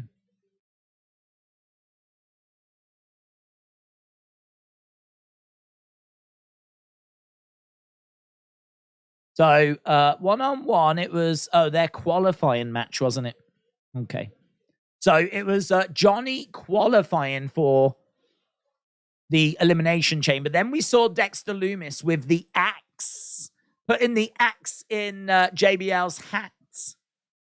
That then resulted that slight distraction in Johnny picking up the victory and Baron not happy. Baron actually going after Dexter before the bell has sounded. So we got Dexter back in one corner. We got Baron back in the other. Baron charging over, colliding into Dexter.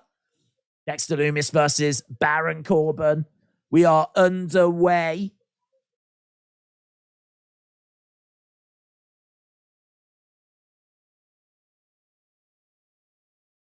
Corbin's win-loss record has not been what JBL has expected it to be.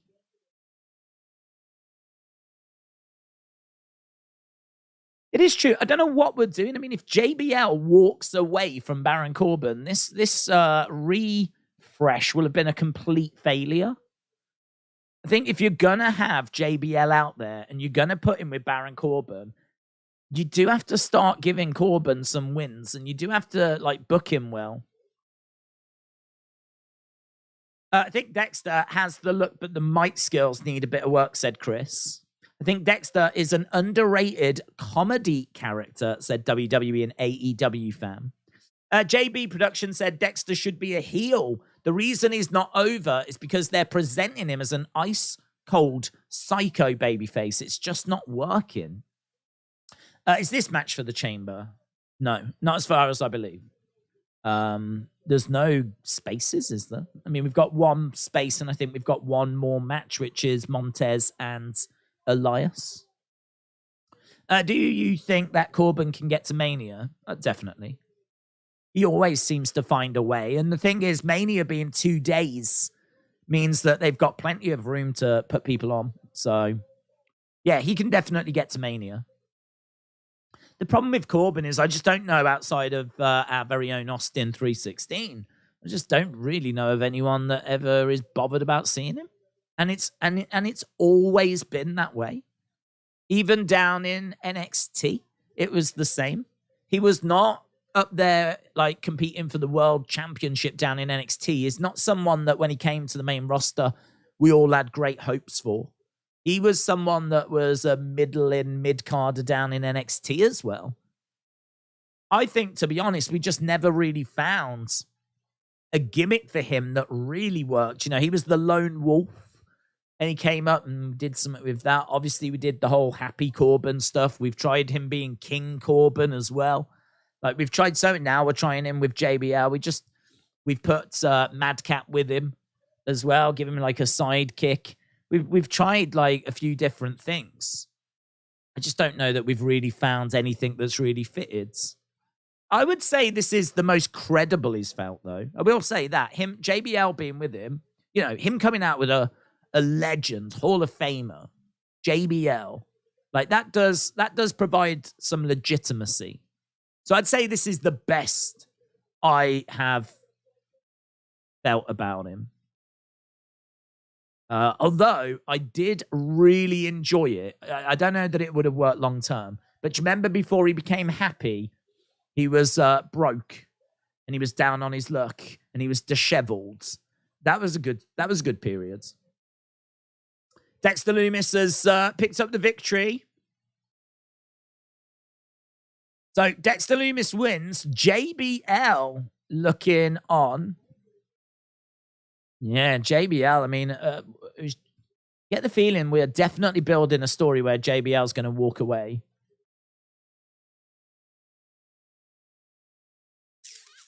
JBL looking dejected. I thought we might see him like walk off there, JBL. We didn't.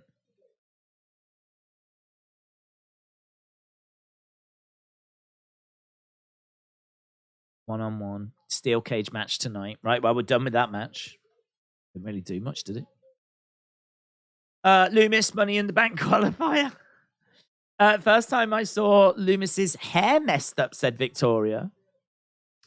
Baron Corbin never paid Kevin Owens that $100 back.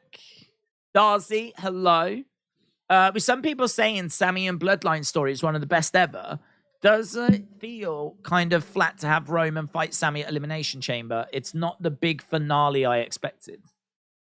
It doesn't feel flat. I mean, look, if that is the finale, it being an Elimination Chamber doesn't bother me.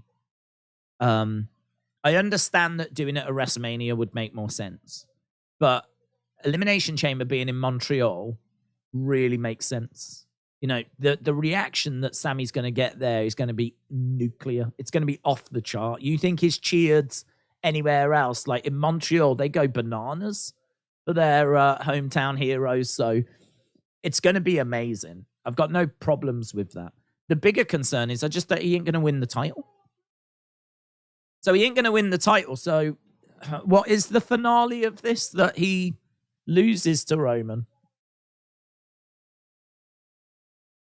I don't know. We've touched on it quite a few times.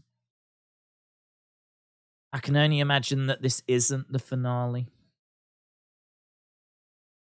But it's not bad. It being in Montreal is pretty sweet. It's going to be a big reaction for Sammy. We're backstage with Becky.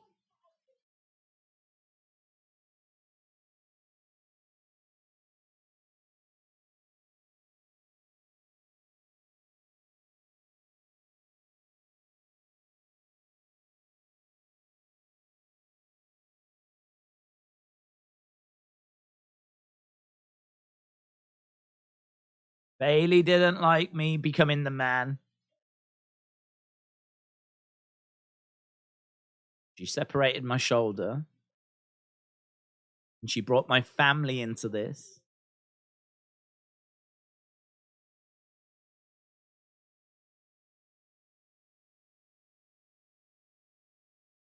I've got what I want tonight, says Becky.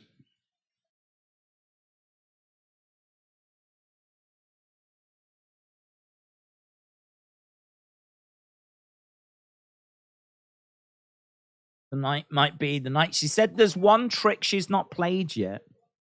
There's one trick she's not played yet, and tonight might be the night. That's interesting. One trick not played. Wonder what that is. Wonder what that is. I'm thinking it's something to neutralize damage control, but what would that be? Sonny said, I've acquired the power of KFC. Oh. Sonny, shout out to you. Hope you're well. Also, sup.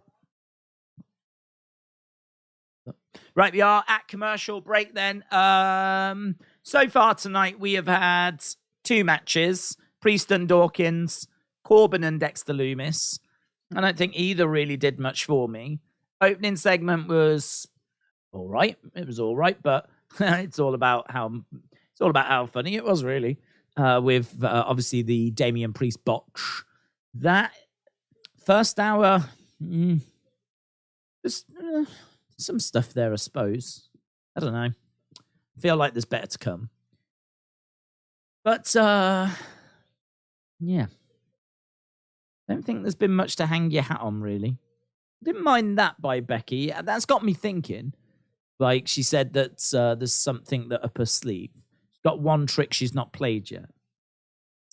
I think Becky's plan is Bianca helping her, said JB. They've teamed against Dakota Damage Control on house shows. It might be for the wrong reasons, but Dominic might be a fantastic heel. He gets massive heat every time he's out there. People love to hate him. Yeah, I don't think it's for the wrong reasons. I think the wrong reasons to hate someone are because it's difficult, isn't it? I mean, I think the wrong reasons to hate someone is, go away heat. You know what I mean? Like there's as you said, love to hate him. That's a good way of putting it. People love to hate Dominic because he, like Chelsea Green. Chelsea Green, she's annoying, right? I watched her promo earlier, and that character is annoying. It's meant to be annoying, right? So I can look forward to her getting beaten up by the babyfaces, and that's what obviously wrestling should be. So Chelsea Green is, I think, a good example of someone that's annoying. It can push buttons, though, and wind people up to the point where they just want to turn the TV off. That's always a challenge. Austin Theory, great heel, lovely heel work. He's someone that, MJF, these are all good people. But, then you can get some heels, I suppose, like Corbin, really, which at times can just be really dull, boring. I don't want to watch this. Like, I hate them because I don't want to watch them. Not because they're good heels, engaging heels, because they've got that go-away heat. So I agree. I don't find Dominic to be that. I think Dominic's story with Rhea, the prison stuff, him like talking about how like he does hard time and all this kind of stuff, I completely agree. I think he's someone that the crowds. I don't even think like when the crowd are booing, I don't think it's the wrong heat. I don't think people are booing him because they don't want him there or they don't feel he deserves to be there. Or I'm sure there's a little bit of people thinking that, but I just think I think him attacking is that. People just do not want to see him, Ray, being attacked. Since he started attacking Ray, going after Ray, people don't like that. People don't like seeing Ray get beaten up. And, he's disrespecting his own father as well. I think people can relate to that. You know what I mean? Like, you don't disrespect your dad. So again, that's another reason, something else. You don't do that. You don't beat up Ray. You don't disrespect your dad. Dominic does both. So, yeah, I agree. I think it's for the right reasons people are booing. And it is loud heat as well, isn't it? It's loud. Really loud. I mean, like, it's one of those that when he goes to talk or starts talking and everyone's booing, you can sort of, like, there's not like a pause, but you can see the wrestlers, like, just sort of looking at each other going, oh, God, they don't like him kind of a situation because it's that loud. Right, we are just seeing a clip from when WrestleMania was in Hollywood before. Rally the troops, Triple H is getting us pumped for WrestleMania goes Hollywood all over again. Woo! Woo! These were fun, weren't they? They were really fun, those little shorts. They should do more of them, but with more modern films. Big reaction. I haven't heard the music. It's a big reaction. Didn't really need to see the CGI to know it was a big superstar. Brock coming out at the start of the second hour. Coming out in a Megadeth shirt. Megadeth? Look, he's not even bothered about promoting his own merch. Putting Megadeth over. The Beast. Lesnar, finally a star for paying Raw fans. Brock making his way down to the ring then. Nice way to start the second hour.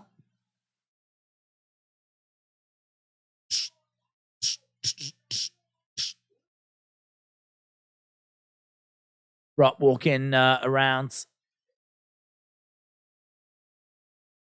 touching hands with the fans, and see what he's got to say for himself, shall we? Oh God, I hope he's going to try and qualify for Money in the Bank. Hey, that yellow shirt guy, he hasn't held up that QR code. I wonder if someone had a word. He did it once, obviously, and I wonder if her security has took the sign away. Sign in the crowd said, "Thank you, Triple H." I would like to see Roman retain against Sammy and/or Rhodes, and then Raw after Mania cuts a promo about how he's beaten everyone. Rock returns and sets up a SummerSlam match, says Callum.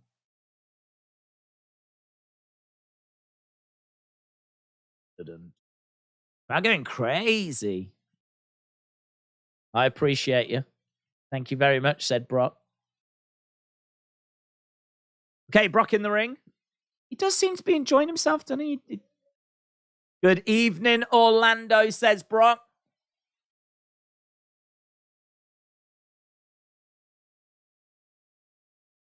Did you catch the Royal Rumble? He's wearing a pretty cool hat. I thought it sucked.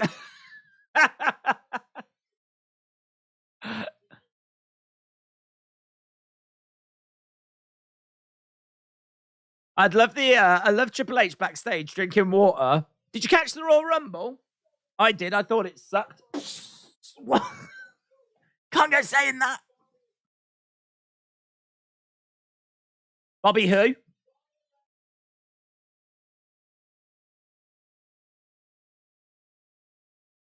I wasn't on Raw last week. Had to get my head together. Bobby. Bobby. Bobby. Brock calling out Roman. Come on. Dream match. Dream match. Tried to go hunting. And all he could think about was Bobby who? Bobby Lashley.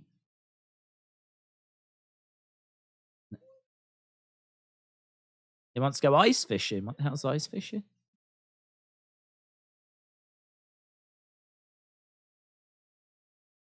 Tried to go ice fishing. And all I can think about is Bobby who? Bobby Lashley. That's it. The crowd are getting it now. Yeah, steak dinner. Oh, no, you've ruined it. You meant to say Bobby who? And then the crowd say Bobby Lashley. Oh, he's ruined his own thing. He was about to make love with Sable, and all he could think about is Bobby who? Bobby Lashley.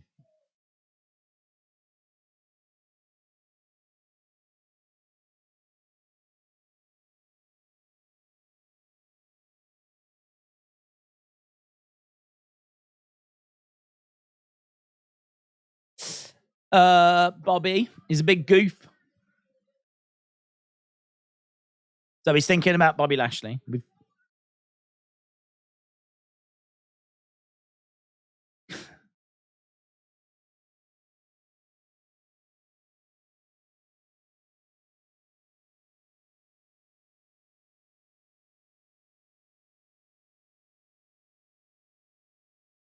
Right.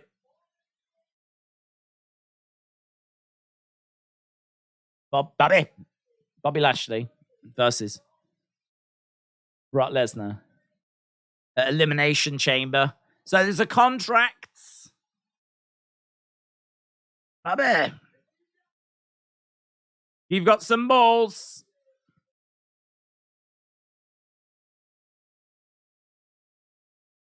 Brock, the 4 or 5 hour guy.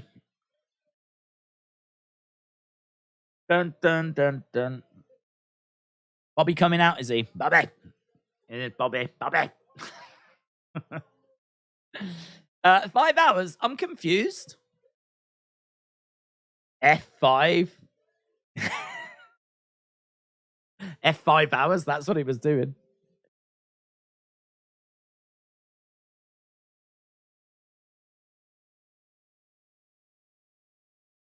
Took him 5 hours because he couldn't find it. I didn't say that. If Brock asks who said that, my name is Simon Miller. And I work for What Culture?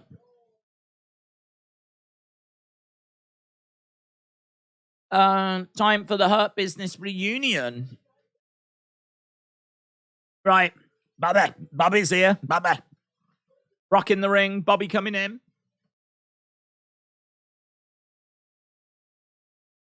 Brock's got the contract.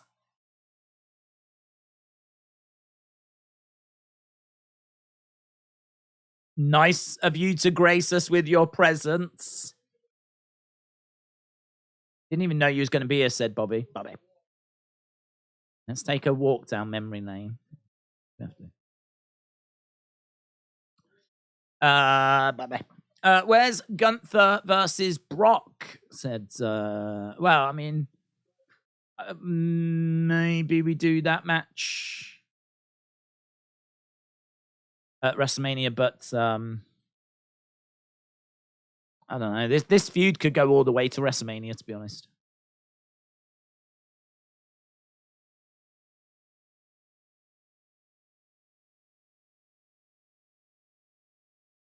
Third meeting. And I put your ass over the top rope. Says, Bobby. Brock, step into Bobby.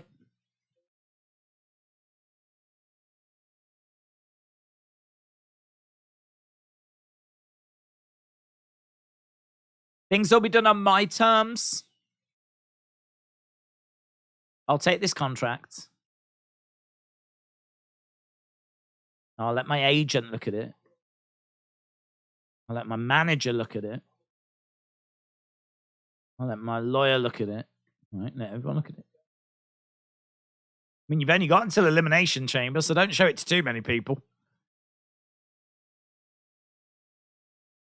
Are you surprised?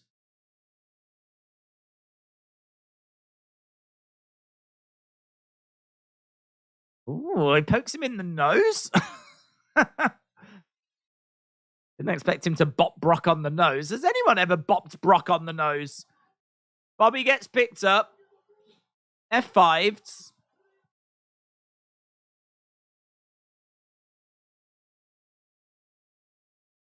I mean, where are we going with this? I mean, we're getting to the match, aren't we? We're going to a match. That's where we're going. I don't know why Bobby did that, though. He poked him on the nose, provoked him, turned his back. You're going to get attacked. You're going to be attacked. I don't understand. Was he under the false impression that Brock Lesnar just allows people to walk up to him and bop him on the nose? Was he under the false impression that he would be getting away with that? Needs a new agent. He needs a new manager. He needs a new lawyer. No one's advised him very well in this situation.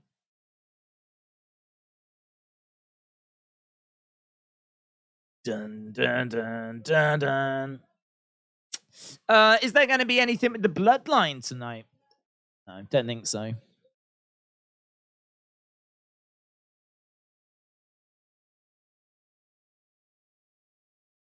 This could be the single biggest brawl.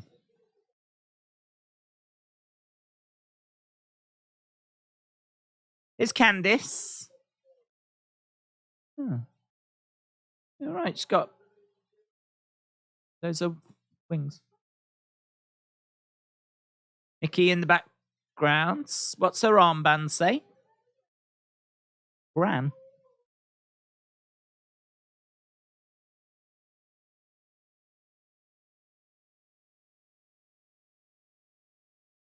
Yeah, she's been behind your promos all along.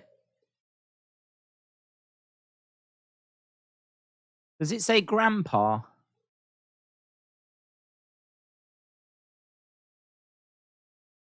Candice, she's been in the background of your promos for like months. You not watch your segments back. Who are you, Bray Wyatt? Here's Carmella.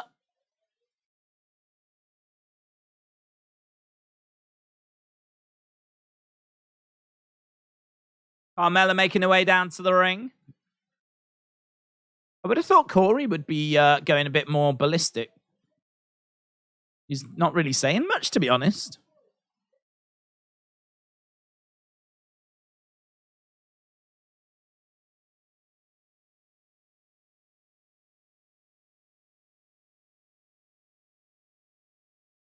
Huh? I don't understand. We're seeing my wife for the first time in 7 months, and I've not said a damn word. Was he upset that he couldn't get a word in? There was loads of silence. There was loads of chance for him to talk. Don't know what he was upset about. Perhaps was his microphone broke or something? Don't know. Bobby is older than Bob Backlund in 94, said Wrestle with Andy. She put all her characters in one character. She did the moonwalk. Carmella back to the original gimmick. Triple H loves it, said JB. Carmella is boring, said JoJo. Liam said, are they going to have a romantic story with Nikki and Dexter, like two weirdos attract? I hope not. I hope not, because, I mean, I don't know if he's still married to Indy Hartwell, but that's a very serious relationship that I think us as NXT fans would not want to see being disrespected. He sent her a note at the end of last year saying goodbye for now. So if he went to the main roster and started getting with a new girl, there'd be some serious backlash. The Way versus Sanity incoming, said James. Voltage Rock said, I'm afraid Carmella could have a wardrobe malfunction. Carmella is hot AF, said Funko Pop Asylum. Mella smells like clams. How would you even know that? How would you know that? I don't even know what clams smell like. Money. Clams are expensive, I think. And Mella is money, so. But Days Brock is a weird mix of insanely comfortable on the mic and super awkward. It's always hard to tell, said Darcy. Chris said, praying for a wardrobe malfunction. Weapon of Mass Seduction said, if I was a new car, what would I smell like? I don't think I've ever been in a new car. I can't answer that. All the cars we've always had have always been secondhand. Never had. We've never reached the dizzy heights of like a car straight off the forecourt. I don't know what they smell like. Dreams? Hope? Wealth? I don't know. I can understand why Brock lays in bed and thinks about Bubba. Because let's be honest, we do as well, said Connor. I mean, honestly, Connor, I can honestly say I have never once lay in bed. I probably will tonight now that you've said this. I have never once lay in bed and thought of Bubba. Not once. So if that's something, if that's something that's happening to you on the regular, I don't know what to tell you, mate. Join the fan club of him. That's what I would say. You're a signed up super fan. Here's me, Chin. I don't know if I don't lie in bed and think of any wrestlers, actually, thinking about it.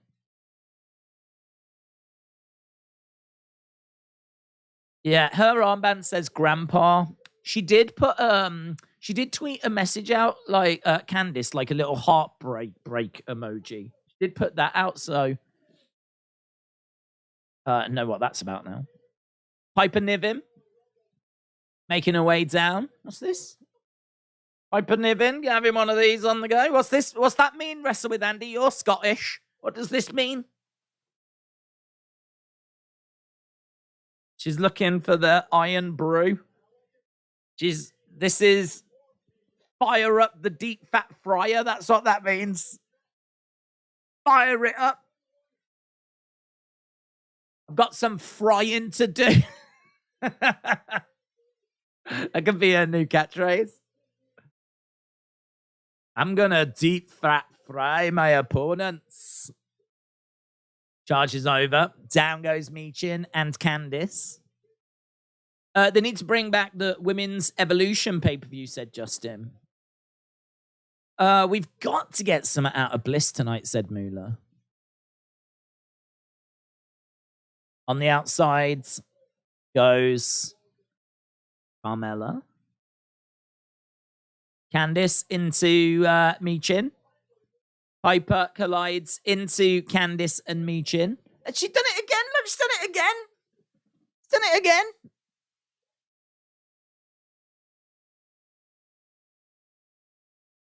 These are like gang signs. I don't know what we're doing here.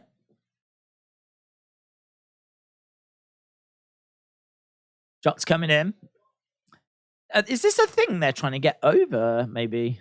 Do you remember not that long ago we had the Viking Raiders? Do you remember when they were doing the raid thing? Raid. That didn't go anywhere. To the outside goes Piper. We got Michin and Candice. Up down. Boot coming in. Candice around the back. Reversed by Michin. Back elbow there by Candice. Goes for a kick. Gets picked up. Goes over. Hurled into the corner. Michin comes over. Grabs Candice. Chop coming in. Grabs a hold of Candice's legs. Candice on the shoulders. Reverse Rana by Candice. Carmella comes over. Pins Candice. Why did she pin? Of all the people to pin, surely you pin the person that just took the move, not gave the move. Carmella comes in, pins Candice. Leaves Michin, who just got dumped on her head. Oh, crossbody by Piper. Goes for a cover. Lady four-way. That's what we got going on here. Piper, Michin. Candice. We're all about 10 minutes away from half-time. It's a symbol to let the shop owner know that the good shortbread to get the good shortbread from the back. Very good.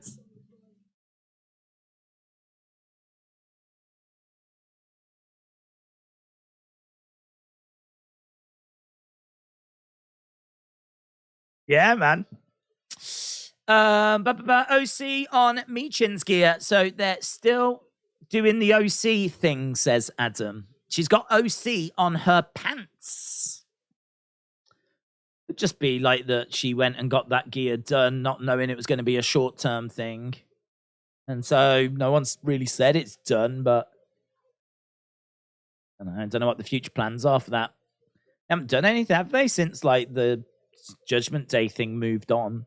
So, I don't know. It could just be gear that's in rotation. Why do they interchangeably use Mia Yim and Michin? I think first of all it was obviously Mia Yim. Then it was Michin, Mia Yim, and it was kind of like a nickname. And now they've started to just use Michin a bit more rather than say Mia Yim. So I don't know. Someone just needs to come out and clean it up, really. What is it? I mean, is it like Ricky the Dragon Steamboat, where, you can call him the Dragon, or you can call him Ricky Steamboat, or you call him Ricky the Dragon? Mia the Michin. Mia the Michin. Mia the Michin. Yin. Jeez. I've said this before, where's the Sallys and the Barbaras and the Alices gone? It looks like an obscene gesture, said John. What, this? I mean, that one may be a bit questionable. But I think that's all right, isn't it? I don't know. Is it okay? In my mind, it might be okay. But I don't think that looks like a K. It's like a backwards P. BP, British Petroleum. She's a big fan of the oil industry. BP. BP for life. Come on, guys. We've all got our favorite oil providers. Some people out there love Shell. Some people love BP. Some people love ExxonMobil. We've all got our favorites. It's just that Michin is Piper is a BP fan. Do you think Cody will be on the show tonight? They haven't advertised him as. I'm going to say no. There's been no advertisement of him.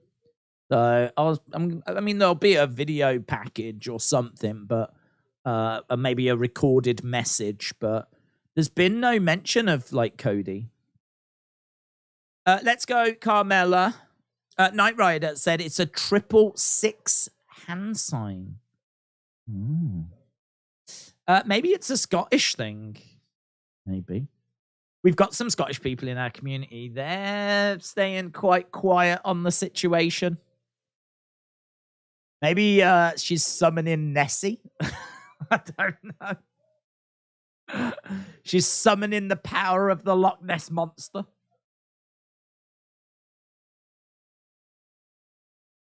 Right, charging over. Carmella moves out the way. Kick coming in. Super kick against the ropes goes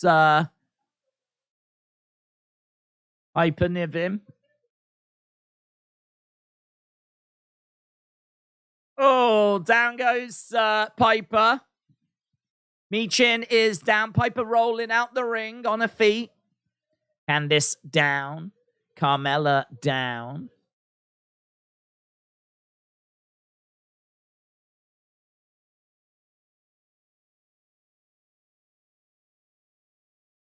Carmella getting back to her feet. Michin on her feet as well. Forearm strike there by Carmella.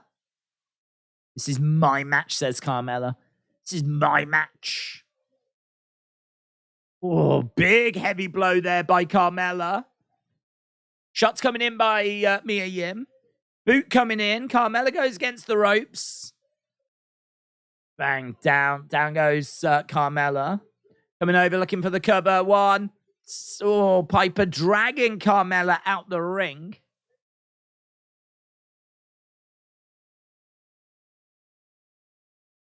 Piper coming back in. Shot to the midsection. Duck underneath by Piper. Headbutt there by Piper. Michin stays on her feet. She was rocked, though. Missile drop kick. Candice going over. Springboard. Moonsault. Candice. 1, 2. Michin makes the save.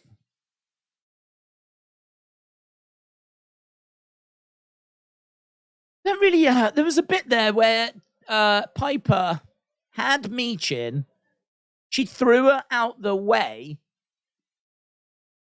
just so that she could get missile drop kicked. It kind of felt like, I don't know if she missed a spot. I feel some of this is not flowing very well. Sort of feels like she had Michin and she was going to do something. And then I think she forgot that she was meant to be missile drop kicked, maybe. She ended up throwing Michin just away for no reason. Just so she could expose herself so that she could then be missile drop kicked. It's just looked a little strange. Piper rolling out the ring. Carmella coming in, rolling up. Candice. Candice kicks out. Forearm strike. Carmella goes down. Candice charging over. She goes face first into the corner. Candice in the corner. Carmella has got her. Kick into the chest here by Carmella. It's Carmella holds gimmick back.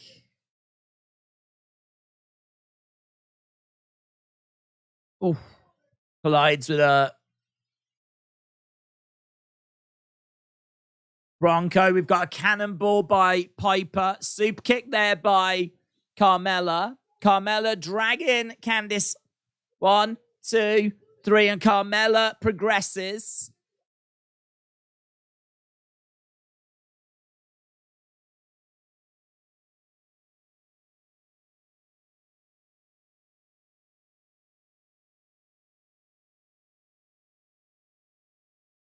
She's hotter than hell. She's sweeter than honey. Mella is money. Yellow shirt guy's not around. Yellow shirt guy's disappeared. Been abducted. Where did yellow shirt guy go, actually? Yellow shirt guy's gone.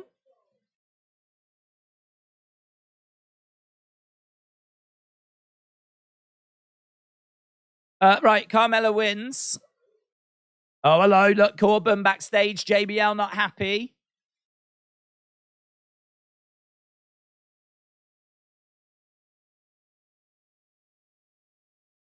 I headline WrestleMania, but Hurt Business in the background.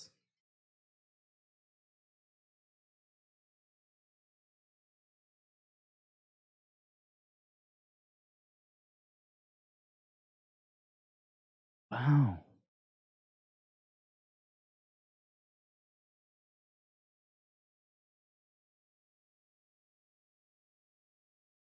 My championship career has lost all credibility because of you.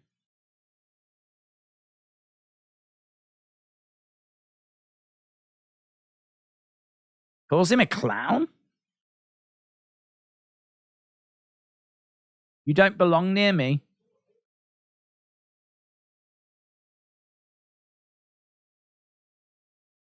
Can't polish a turd.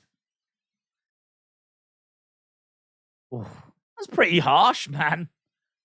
That was pretty harsh. They really wanted you to see the Hurt Business, didn't they, in the background? Blooming camera was like... Right, here's Alpha Academy. Carmella always wins the same way. Alpha Academy against Cedric and Shelton coming up next. But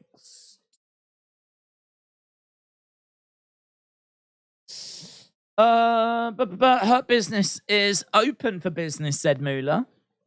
Bring back the Lone Wolf, said Blazed. Baron is the new Doink. That could be fun.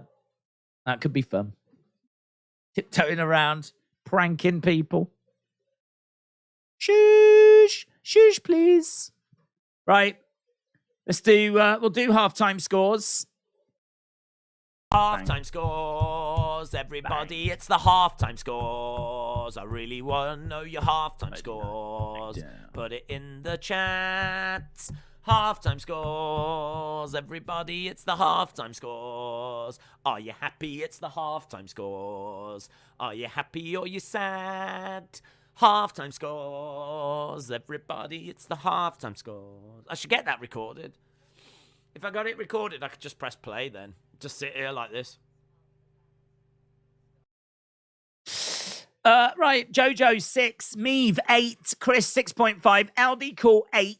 Some weird stuff happening in my house, said Justin. 675 said Trini, 675 said Wisp, Meave says 8, Ron said 5, Marty said 5, Virus said 6, Max said 6.5, Lee says 325, Peter with an 8, Greg with an 8, Liam with a 7, 4.3 from King Lunatic, Kyle with a 6, Inside Out and again said 7, Trey Gaming with a 5, Rock and Sock Connection 6.5, James with a 6, Matt with a 7, Kyle with a 6, Gary with a 6.5, Kieran with a 7.5, Aaron with a 6, Saints Nation with a 6, Kyle with a 6, Nicole with a 5, Maria with a 2, Darnell 6.5, wink, wink, nudge, nudge.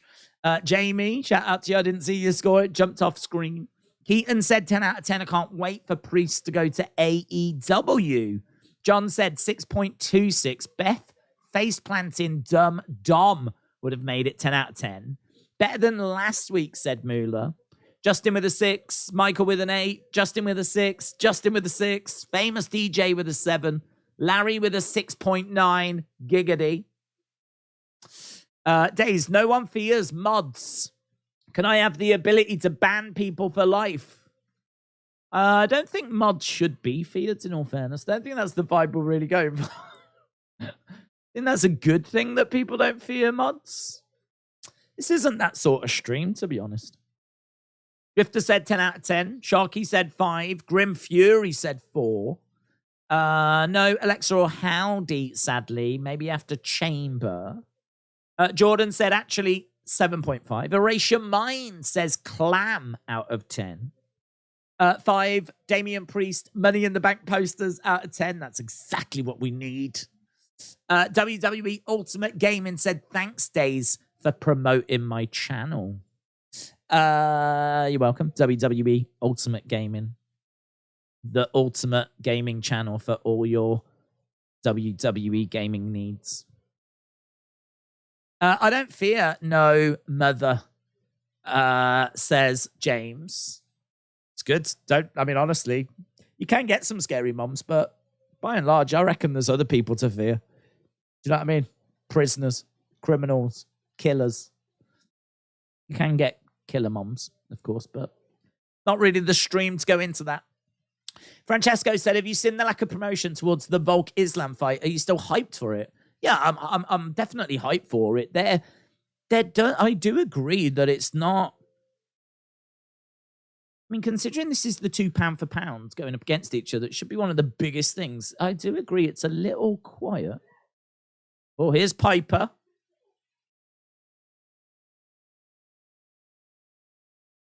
Oh, Michin. Oh, fighting in the corridor. You're lucky.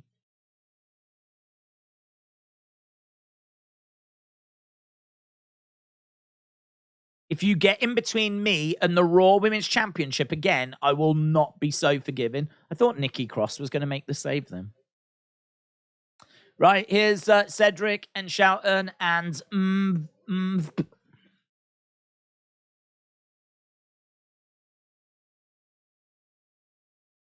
MVP. Where are we going with this, eh? Where are we going with this? Right, Alpha Academy against Cedric and Shelton.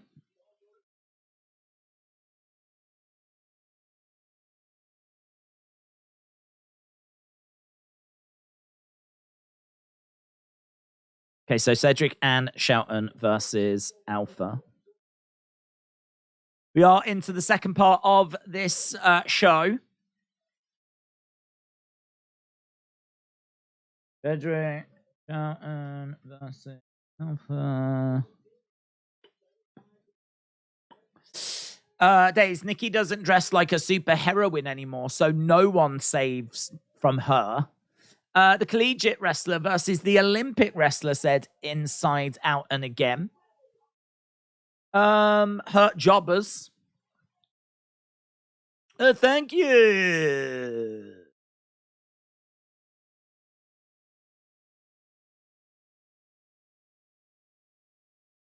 I mean, I've got no reason to really care about this match, to be honest. Against the ropes goes Otis. Sort of collided into Cedric. Cedric goes into the ropes. In comes Shelton. This is just got main event written all over it in it. Not the main event, but the show main event. Clothesline by Shelton. Alpha on his feet. Kick coming in there by Shelton. Shelton backing up. Shelton charging over. Knee strike by Shelton is caught by Otis. I thought Otis was going to be joining Maximum Male Models. Oh, yeah.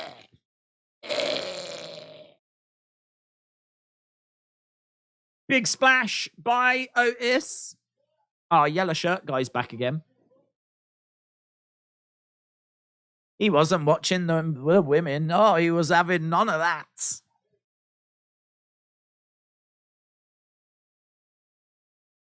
Right. Shelton in the corner. Over the other side. Goes down. I've still got an image in my mind of Dijak's thing there. That was awful. We need green shirt guy versus yellow shirt guy at WrestleMania 39. What? The crowd seemed to be chanting something. There was a few fans looking over. You know, when the fans sort of look into the crowd themselves, there was just a little bit of that going on, a bit of laughing, whatever. I feel like there might have been a chant that had started.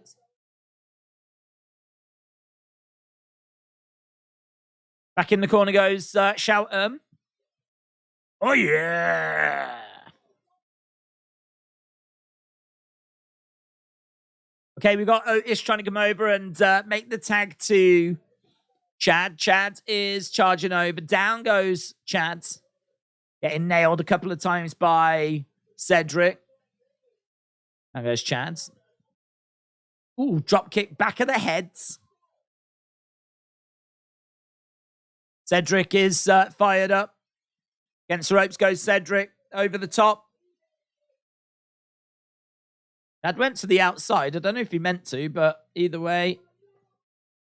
Nice. Enziguri kick. Okay, we got Chad on the outside. We got Cedric going against the ropes. He's got Prime on his ring gear. Looks like he's inadvertently advertising Logan and KSI's drink. You should get sponsorship from them. Not sure they would want us. Oh, headbutt, flying headbutt by Chads. In comes Shouting to make the save. Gonna say, I'm not sure they'd want to sponsor someone that's about to lose this match, but in all fairness, match continues. Otis charges over. Knee strike there by Shoughton. And again. Shoughton picking up, dumping Otis down. Big Samoan drop by Shoughton Benjamin. Chad comes over, knocks Shoughton out the ring. Cedric on his feet. He goes down. Gable climbing up the corner. Gable, moonsault. Cedric moves out the way. Oh, lovely. Lumbar check. Do you know what? He used to do that a lot, actually. I haven't seen him do... Oh, well, I haven't seen him. But lumbar checks is something we used to see quite a bit of from him when he was in 205 Live. Well, there we go. It's a win for Shoughton and Cedric. Creed is what you need sign in the crowds. Looks like some people that either are fans of Apollo or the Creed brothers. Never really thought about that, actually. Why hasn't Apollo joined the Creed brothers? Apollo Crews. That's why. That's why. You could be Apollo Creed. Oh, God. That was a thing that happened on Raw. North Sky Outdoors. I'm curious if they have Bobby Brock feud last till WrestleMania or finish it at the Chamber. My guess is it'll go to WrestleMania. That's my guess. Okay, we've got The Miz.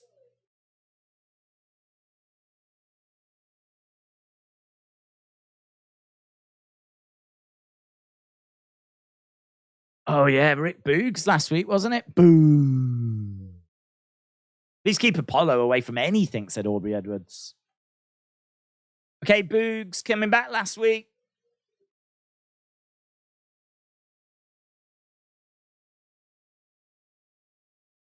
Ang. Still got the cage match to come, of course. Don't forget, we still got the that coming up. Business is back. Jordan said, is Triple H losing his spark? I don't think he's losing his spark. It's just, I don't think last week was a great show. This one, I don't know. This one feels a bit similar. Just feels a bit like it's there. That last segment, I'm not sure that rocked anyone's world. Okay, we're backstage with The Miz.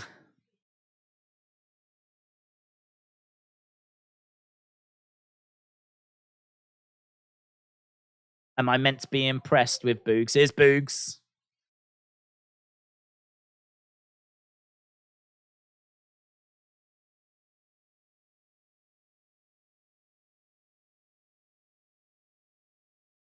You think you're special.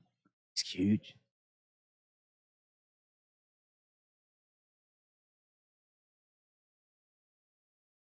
The Boogs crew.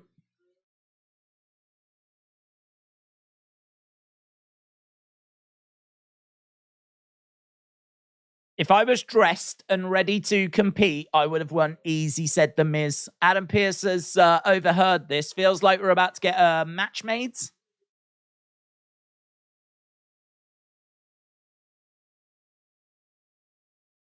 Adam Pearce said, tell me how you really feel.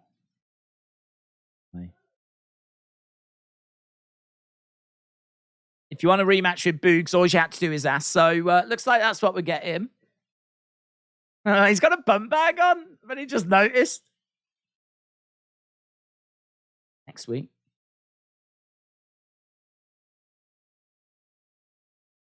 Is Boogs in out?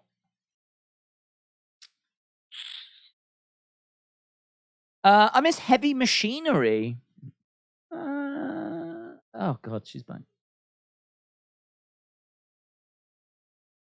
I'm about to go to the ring, so you better find me an opponent. Hey, thanks, bye. Got a nice hat. I like a hat. Got a nice hat. Right, here we go then. So, Miz and Boogs next week. Chelsea Green with a nice hat, about to make her way down to the ring. Boogsing out. It's just not very original, is it? That's how I feel about it. Like, quite happy to get... I like Boogs a lot. But is that the best we can find for him? Boogs in out. I really like her hat, though. She's got a cool hat. That's going to look great on a Mattel figure. Days hasn't had much material for his breaking news segments. Did you get that from the Alicia Fox collection, said Murphy Toons. I would let Chelsea Green do anything to me and I wouldn't mind, said Retribution. What if she called you fat and then threw a hamburger at your face and then left and walked off? Wouldn't be very nice, would it? Certainly if the hamburger hit the floor and then you look at it and you're like, oh, I just don't know if I can trust eating that. So you don't even get the hamburger out of it. Do you know what I mean? You get like insulted, called fat, hamburger thrown at you, which sounds interesting. At least you might get that out of it. But then if it hits the floor, goes into like some dog muck and you're like, no, don't even get that now. You'd let her do that to you? I wouldn't let her do that to me. Do you live in the United States? No. Is Cardona signed? Not as far as I've heard. Boogs hanging out. Are you streaming Jake fight? I believe so, yes. The British Boogs dog. I accidentally hid that comment. Send it again, said Sonny. Jordan, shout out to you. Liv or Asuka to win the chamber? I would have, if I had to choose between them two, I'm going Asuka. Boogs reminds me of a throwback. Yeah, he's very 80s. He's got a bum bag. He's got a very, like, what was it? Like, hair rock, is it? Is that what they used to say? You know, like you kind of Guns N' Roses from back in the day, Bon Jovi, all that kind of stuff.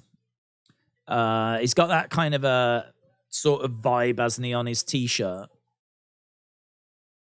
It's not heavy metal. It's like rock, heavy rock. It's hair. Is it hair? I don't know what they used to call it. Is it like anything of acts that would be in that? Or is it like old school Metallica? But that might be a bit heavy. That sort of vibe anyway, you know? And yeah, I mean, he's very throwback. He's got tassels. Who has tassels in 2023? So there's a lot to like about him. I like him, but I'm not sure about Boogsing out. It feels a bit forced. We'll see. We're just trying some stuff, aren't we? See what works. See what gets over. If it doesn't get over, we'll move on to something else. If it does, lovely. Hair metal. Yeah, who would you say was hair metal? Like Metallica, Justice for All kind of stuff. Here's Chelsea. It's a good look, isn't it? Right, she's making her way out. She's got a cool hat. She's got a big pink thing around her waist.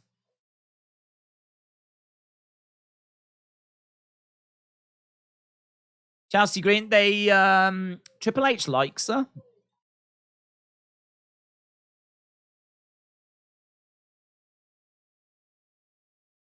He knows her now. He says that he's seen her compete and she's talented. Corey Graves knows who she is. He didn't know who she was earlier. Who are we going to... Oh, my God. Is it going to be Asuka? Is it going to be Asuka? This Asuka's perfect for this now. Mystery person. Who's she going to compete against? She's been demanding and problematic. Asuka's perfect.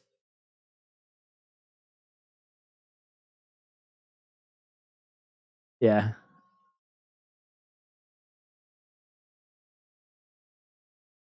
It's easy to call, innit? Right, Chelsea Green against Asuka.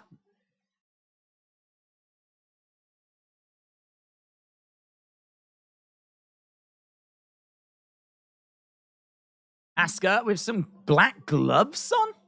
Oh, look at the face. The face paint is so sick. Oh, she's gonna mess her up, man. Look at her face. Oh, this is good. This is good. Eric said Gigi Dolan called. She wants her hat back.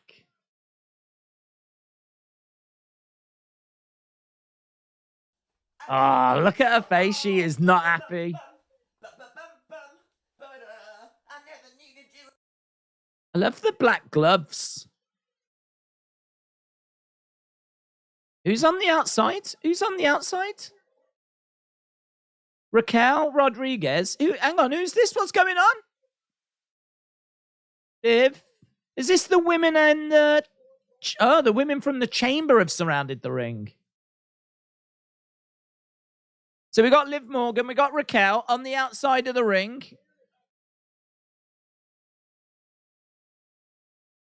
Carmella's coming down.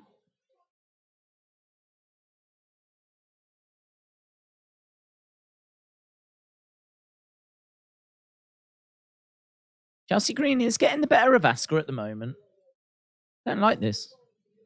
It's gone from being really good to like, what? Why are we letting Chelsea Green get the better of Asuka? Elias out there.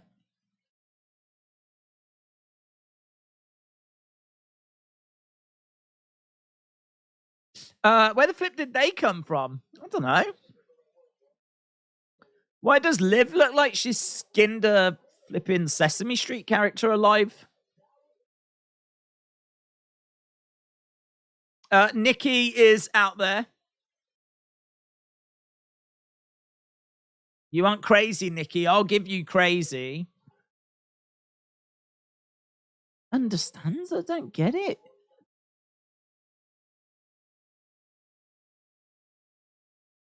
The black eye, man. Ugh. Chelsea Green was legit just getting the better of Asuka there. Asuka's managed to get back to her feet, but I don't know why the hell you would book that way. You've just done this big refresh of Asuka. Kick coming in. Another kick there. Asuka grabbing Chelsea. German by Asuka. Kick coming in. No way would I have booked it that way. I would have had Chelsea come down to the ring, then the women come out, then she could do all that stuff talking to them as they were around the ring, then have Asuka come out, and then have Asuka destroy her.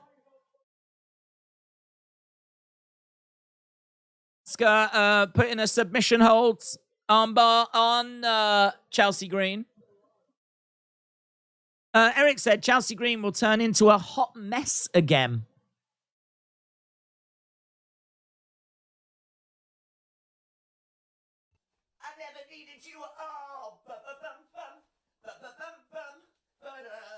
There's a lot of people out there just doing nothing.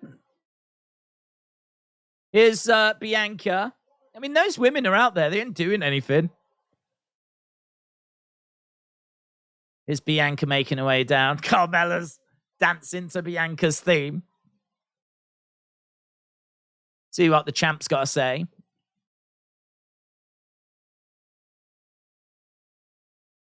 I want you all to take a good look at each other.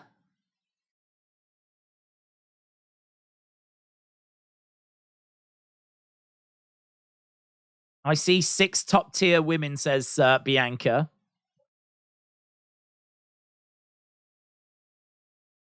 Who's got what it takes to win the Elimination Chamber?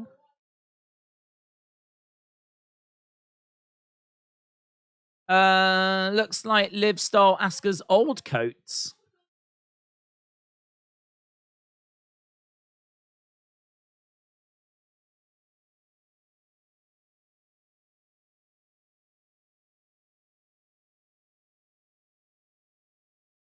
So, I want to wish you all good luck.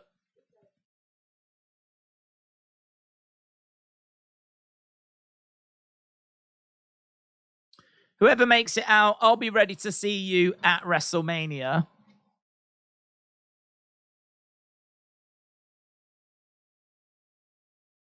That sucks, said Chev.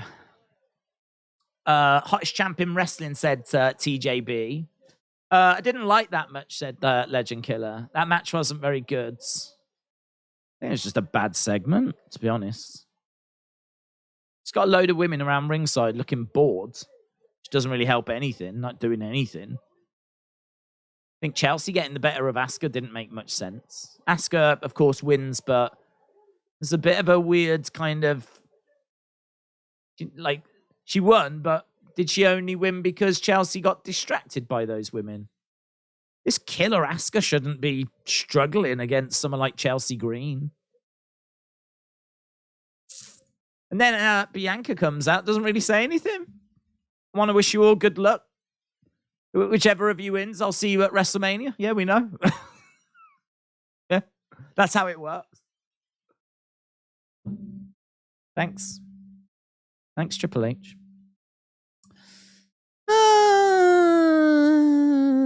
Does Raquel have a black eye? She does, yeah. It's got to be Asuka, said Who Dat for life.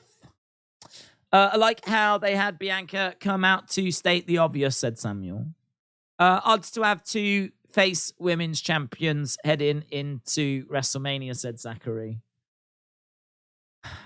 I mean, to be honest, we keep saying this. They're really struggling with heels. They don't have, like, great female heels. So you look at it and go, are you going to do Nikki against Bianca? Well, I don't think anyone's really feeling that for WrestleMania. Are you going to do Natalia against Bianca? I don't think anyone's really feeling that. I mean, the best options are the face versus face matches, which aren't ideal. Not ideal at all. But they're your best options in the women's division because you haven't built up great female heels. So now you're in a position where you either go with a lukewarm heel or you go with, a face versus face match. So I don't know what they'll end up doing, to be honest. I think the way I would have it is I'd have Asuka run through everyone, Asuka not give a flip. She's not a face. She's not a heel. She'll attack faces. She'll attack heels. She is just out on her own. She's just not even all there. She's not thinking straight. I'd just have her destroy everyone. And I'd just go with her against Bianca. The only problem is the crowds will be like split, but there's not really much you can do, is there?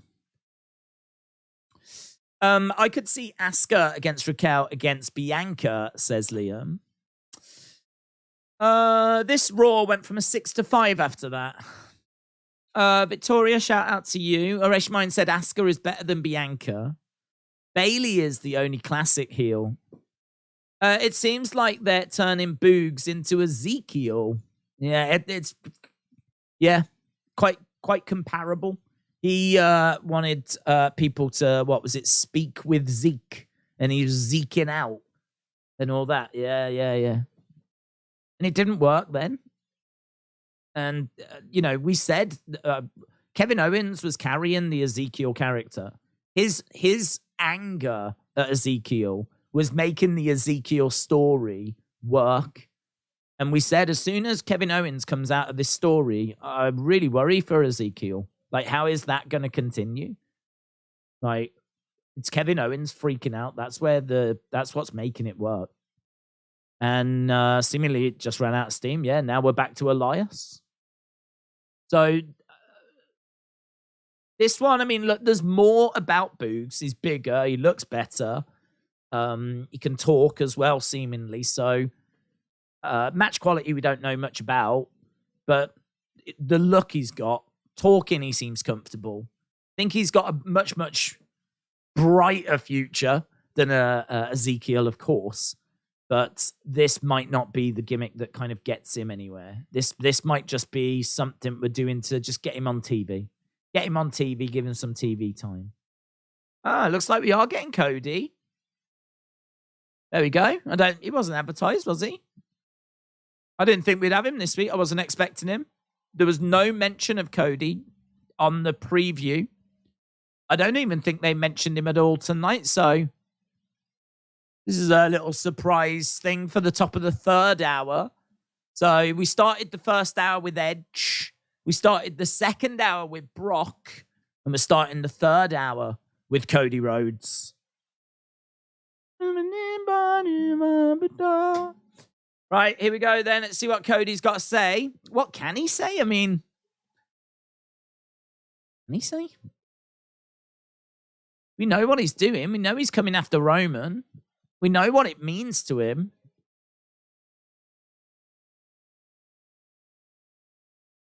I feel like someone's got to interrupt this segment. I think someone's got to interrupt it, because I think you've got to set up a match for next week, or you've got to set up something for him to do in the short term. Because he can't just keep coming out and speaking about like his WrestleMania match. What are you going to say? I'm looking forward to WrestleMania. Good.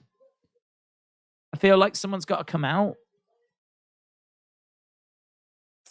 Let's see. I know this is a genuine mistake. You keep talking about Ezekiel Elias as the same person. Zeke proved many times this isn't the case, says Charlie.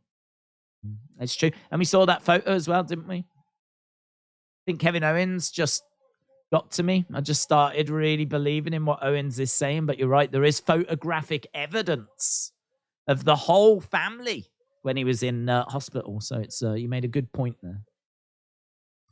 Right, Cody in the ring then. Final hour. Cage match still to come. This should be a good final hour. Starting with Cody. We've got a cage match to end the show. Montez against Elias. I mean, it's to fill the final spots at Elimination Chamber. So at least there's something at stake in that match. So, we should have a good final hour here. Here we go then. Cody Rhodes in the ring.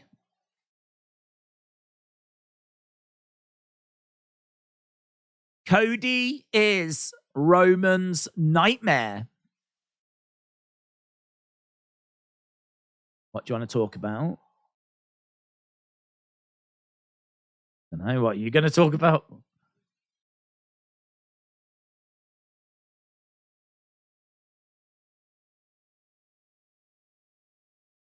Last week, I came out to talk to you.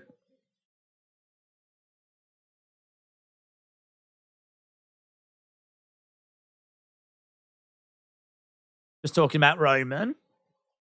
Said last week he came out to address his match with Roman. Of course, he was interrupted by Judgment Day.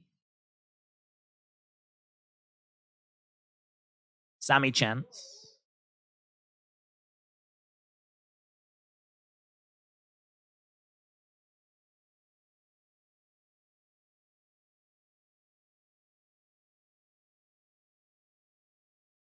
Our champion is putting the title on the line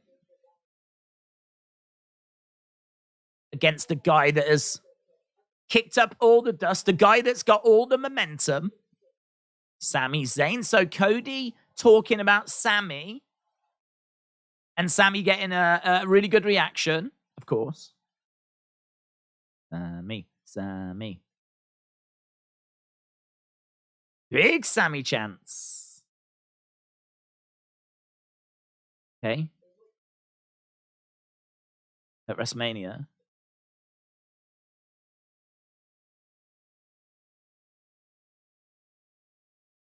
Seems more and more like it might be me against Sammy at WrestleMania.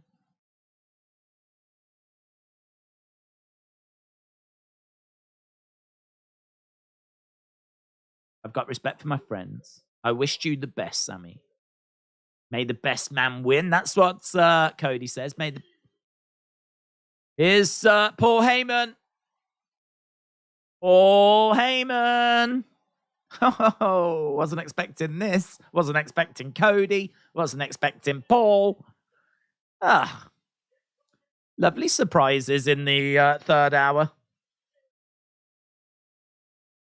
Remember that bad women segment not that long ago? Just a distant memory. The wise man is here.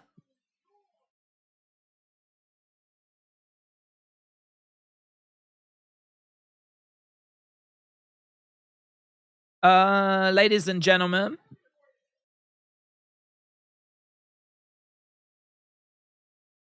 Right, Heyman talking about Roman. Saying that he is the wise man. Getting into the ring. This could be a really interesting interaction, couldn't it? Cody and Paul.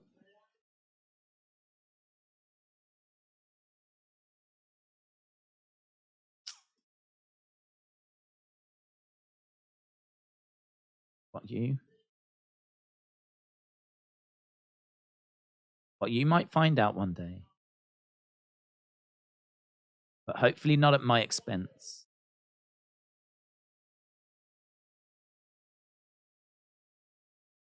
Life at the very top.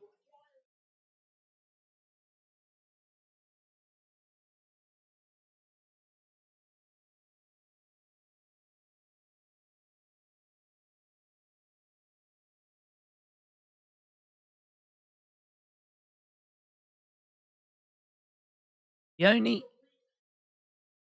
says the only week busier than going into a major event is the week coming out of a major event. Tribal Chief and I have had a lot on our plates. A few things fell through the cracks.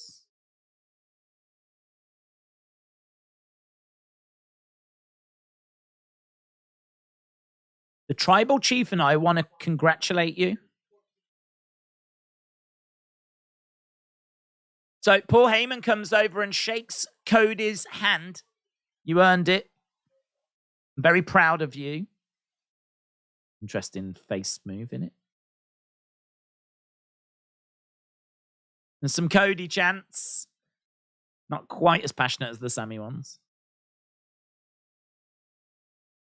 You deserve it, chants. They're a bit better.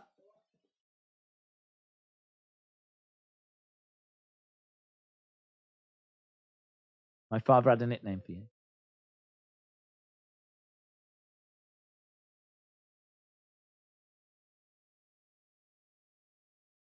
I'm going to call you Mr. Heyman, says Cody.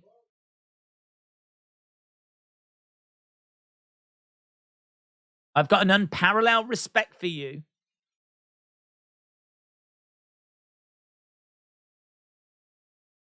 All back. This is fascinating stuff, isn't it?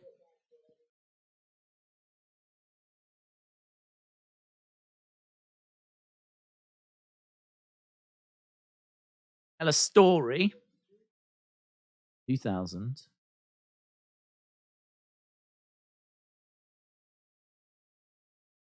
The tiller drived up. Hard times became more than just a promo. My family was broke.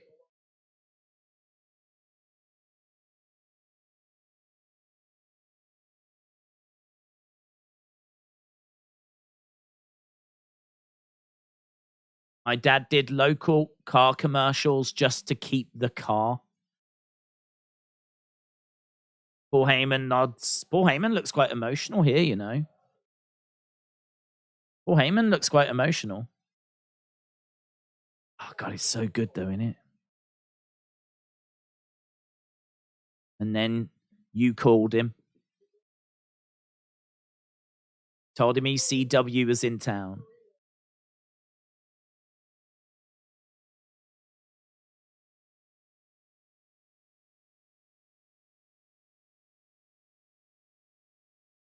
He's getting tearing up, man. Paul Heyman's struggling. Look at Heyman. Look at Heyman's face. You kept your words.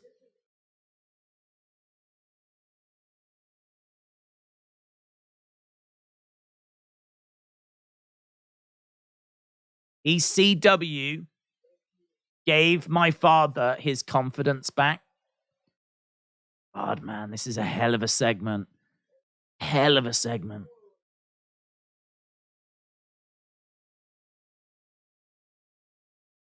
I know we don't talk about it, but before I was here, I was somewhere else causing trouble.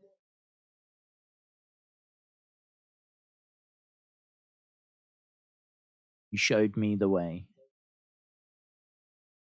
Thanks, Heyman. Thanks, Heyman, a couple of times here. Heyman has to wipe a few tears away. Having a word with himself. How's he going to play this, Heyman? I mean, we don't see Heyman like this. Heyman is holding on to a rope. He's just had to wipe tears away.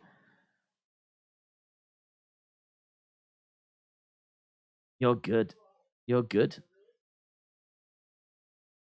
You caught me off guard on this one, says Heyman.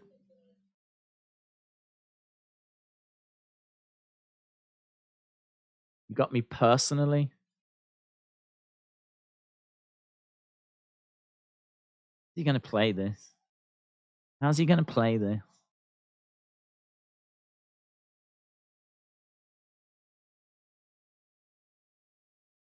Let's go all the way. Let's shoot from the hip. This isn't about me.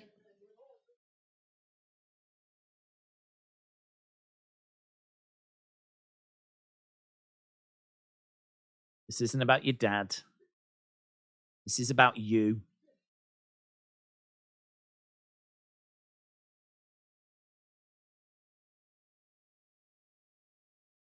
Oh, this is such a good segment. So good in it. Can't get into this Cody segment. Huh? Can't get into this. When do you ever see Paul Heyman almost tearing up?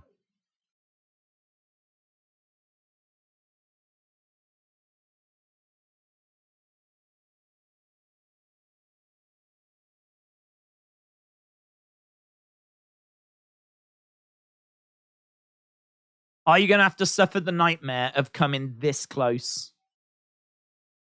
Or will the dream come true, says Heyman.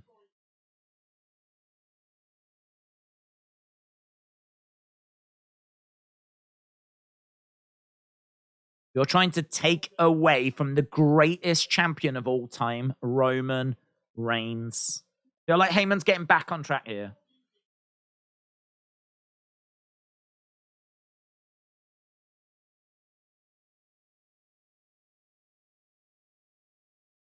You've got no idea what it's like under that spotlight, says Heyman.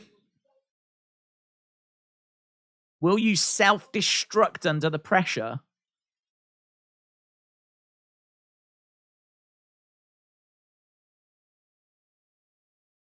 Right down the road is the Performance Center.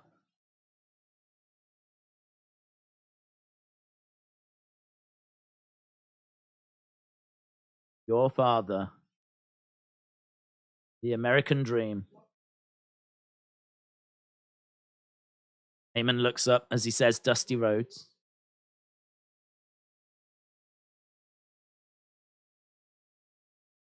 This was great. WWE tells stories like no other, said Paul.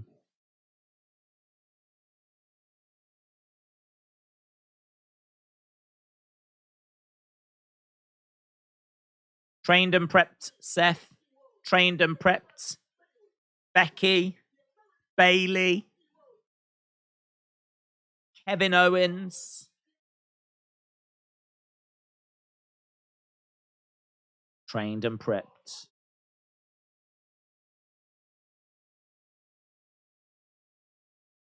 Roman. Reigns.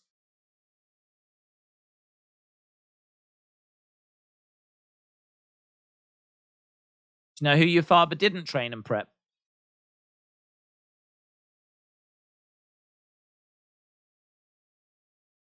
You.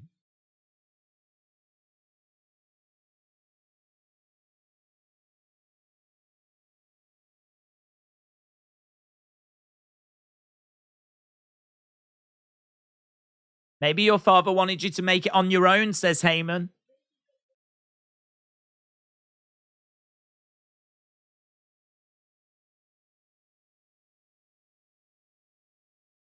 He didn't want you to go through life as Dusty's son.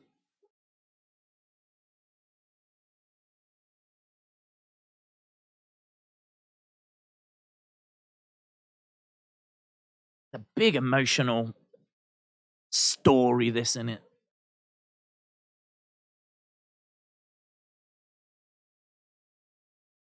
I can't convey in words how much I loved your father, says Paul Heyman.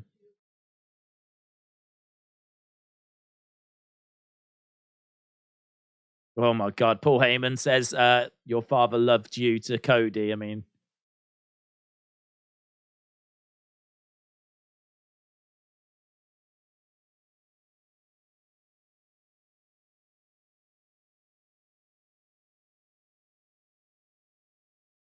struggling to get the words out.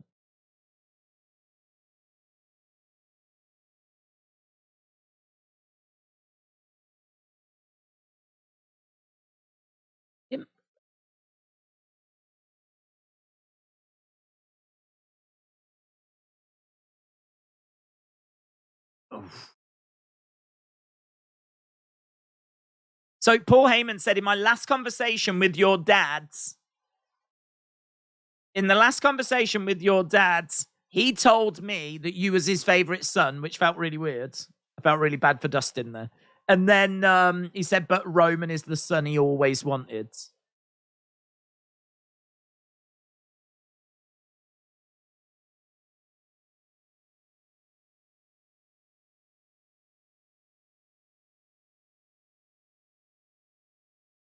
Cody.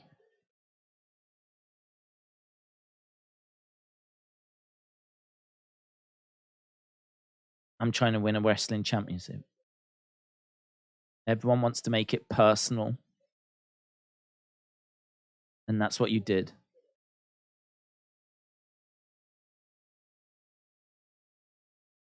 You won't pay for it, Mr. Heyman. Your boy will pay for it.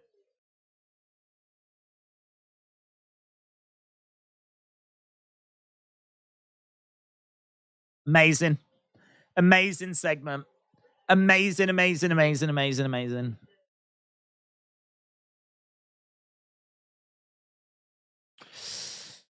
Dusty wanted his son to be champion in a main event like Roman. It's good. Poor Goldust. That was phenomenal. That's how you do a promo, said Vegan Strong Star. Hello, Vegan. I hope you're well. Amazing. I love the emotion that's in there. The only thing I would say about it is the ending. I mean, the ending, I think, will divide opinion because I feel like that promo is so real. I feel like it's so real. It's so personal. I think a lot of what is discussed there is true. Sort of felt like he told me in the last phone call he had with you that you're his favorite son. Sort of felt like that line just felt out of place because I can't imagine Dusty ever saying that. And obviously then the reveal comes. He also told me that he wished Roman was his son. That's clearly a load of rubbish. The line before it felt like it was a load of rubbish as well. Because I just don't believe Dustin would call up Paul Heyman and say, do you know what? Do you know who my favorite son is? So sort of feel a bit like it's this really amazing promo with a line chucked in to generate some heat at the end of it. That's a little bit going to say cheap. It's an amazing promo. It's amazing. The whole thing's amazing. The only thing that I'm looking at that's going a bit like, would I have done that? I wouldn't have done that last line. I wouldn't have done it. Didn't need it. Didn't need it. I think the better way to play it would have been to have done that promo, have Paul Heyman say, you know, I loved your dad. I love the respect you're showing me. I can't lie to you though, Cody. You can't beat Roman. You can't beat him. You're not good enough. And it hurts me to say that. Like, keep it real. Keep it real. Do you know what I mean? Like, Paul Heyman could genuinely think that. He could genuinely think, Cody, you can't beat Roman. That could be a genuine belief that Paul Heyman has. And I think, you know, to come out with a clearly made up line at the end, it's like you're inserting something fake into something that felt so real. The whole promo felt really so real, but that last line didn't. And it stands out as a result. It kind of sticks out, and it just sort of doesn't belong. The only reason why, like, for me, Heyman would say it is because he's obviously the wise man. He works for Roman, and he just, you know, his whole purpose of going there was to congratulate Cody. But you can understand it's also to get into Cody's head. He wants to disrupt Cody. He's thinking several steps ahead. So Heyman's going, shake Cody by the hands, but also just throw him off a little bit, you know, just throw him off, just get in his head. Even though it's an obviously fake line, it still, you could argue, serves its purpose. And its purpose is to throw Cody off. And, you know, Cody, you know, clearly through gritted teeth at the end, sending a message of his own. But you could definitely argue. This is why, to me, it's, you know, it doesn't ruin the promo. That last line doesn't ruin the promo at all. It's an amazing promo. It's an amazing segment. And that last line, I think, will divide opinion. And for me, I can understand why Paul Heyman would do it. I just think that if I was to do it, I would very much go down that road again, but I would just maybe end it a little different. But an amazing promo. I mean, I think he really got Heyman. I don't think that was Heyman playing it up for the cameras. I don't think that was Heyman, like, pretending because he knew he was going to deliver this line at the end. I think he actually got him. Ribby said, what a promo. Cody and Paul, so good. Agnes, shout out to you. Agnes, shout out to you. Appreciate the support. Eric said, officially unofficial, did you hear who won the 2022 rivalry of the year? It was Mustafa Ali versus Human Resources. I think Human Resources won, didn't they? Human Resources won that battle. Liam said, it's a great promo, but killed any chance of Sammy winning. Well, I mean, maybe. I don't know that Sammy's got much chance anyway. I don't know that too many are looking at it as Sammy coming away. I don't think Sammy's coming away with the belts. He can win the match. He can win by count out or DQ. But he can win by count out or DQ. But just I can't see him getting the belts. I think we all know it's going to be Roman Cody. Monster heel, monster babyface, titles on the line. Yeah. Should have said you couldn't even win the big one in your own company, said Denzel. That would have been nice. That would have been nice. As I say, you know, I mean, we are nitpicking. Even I will admit that these are just little things that we're picking at. But I think, you know, you can sit here and say it's an amazing promo. Oh my God, it's absolutely incredible. And it is. But if there is a little something in there, you go, oh, I'm just not sure about this little thing. So I'll bring it up. What else are we doing? You know, it was incredible. Easily the best segment tonight. And I don't know if I could say best segment this year. There's been some amazing Bloodline stuff, but that'll be what everyone talks about afterwards. Right. We've got 39 minutes left on this show. Let's go into here and change this over. We got Montez. Montez against Elias. This is to qualify. Wrestler Andy said, can you remember 2 angles as hot as this with one wrestler between Cody, Sammy, and Roman? Can you remember 2 angles as hot as this between Cody, Sammy, and Roman? Oh, what do you mean? Like 2 wrestlers with like 2 sort of different stories kind of going into like the same angle? God, no, not off the top of my head. No, because these are 2 separate stories, aren't they? I mean, this is Cody trying to win the championship, and his dad obviously is heavily involved. And then, as you say, you got Sammy and the bloodline and all of that. So, not off the top of my head. I've got a feeling that AEW is going to be mentioned live on TV at some point during the build. Would that not be foolish, considering AEW doesn't have much buzz at Big Time Baxter? I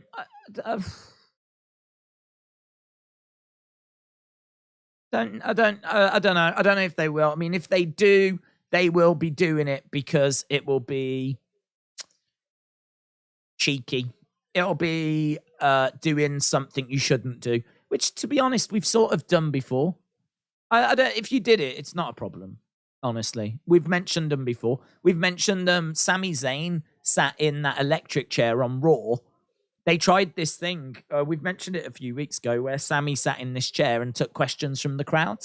And when he was sat in the chair, he mentioned AEW. So they've been mentioned on Raw before. And not just in passing on commentary. Big focus in ring. They've been mentioned. A little mention ain't gonna, Twitter will buzz for, oh my God, they mentioned him on Raw, blah, blah, blah, blah, blah. It ain't going to result in any extra crazy views. I mean, they might pick up a handful of people, if that check them out as a result, but it ain't going to result in anything. Their 800, 900,000 ain't going to become 1.2 because they got a mention on Raw. So, but I don't even know if they will, to be honest. I don't even know if they would do it. If they do, it'll be because, not meant to do this.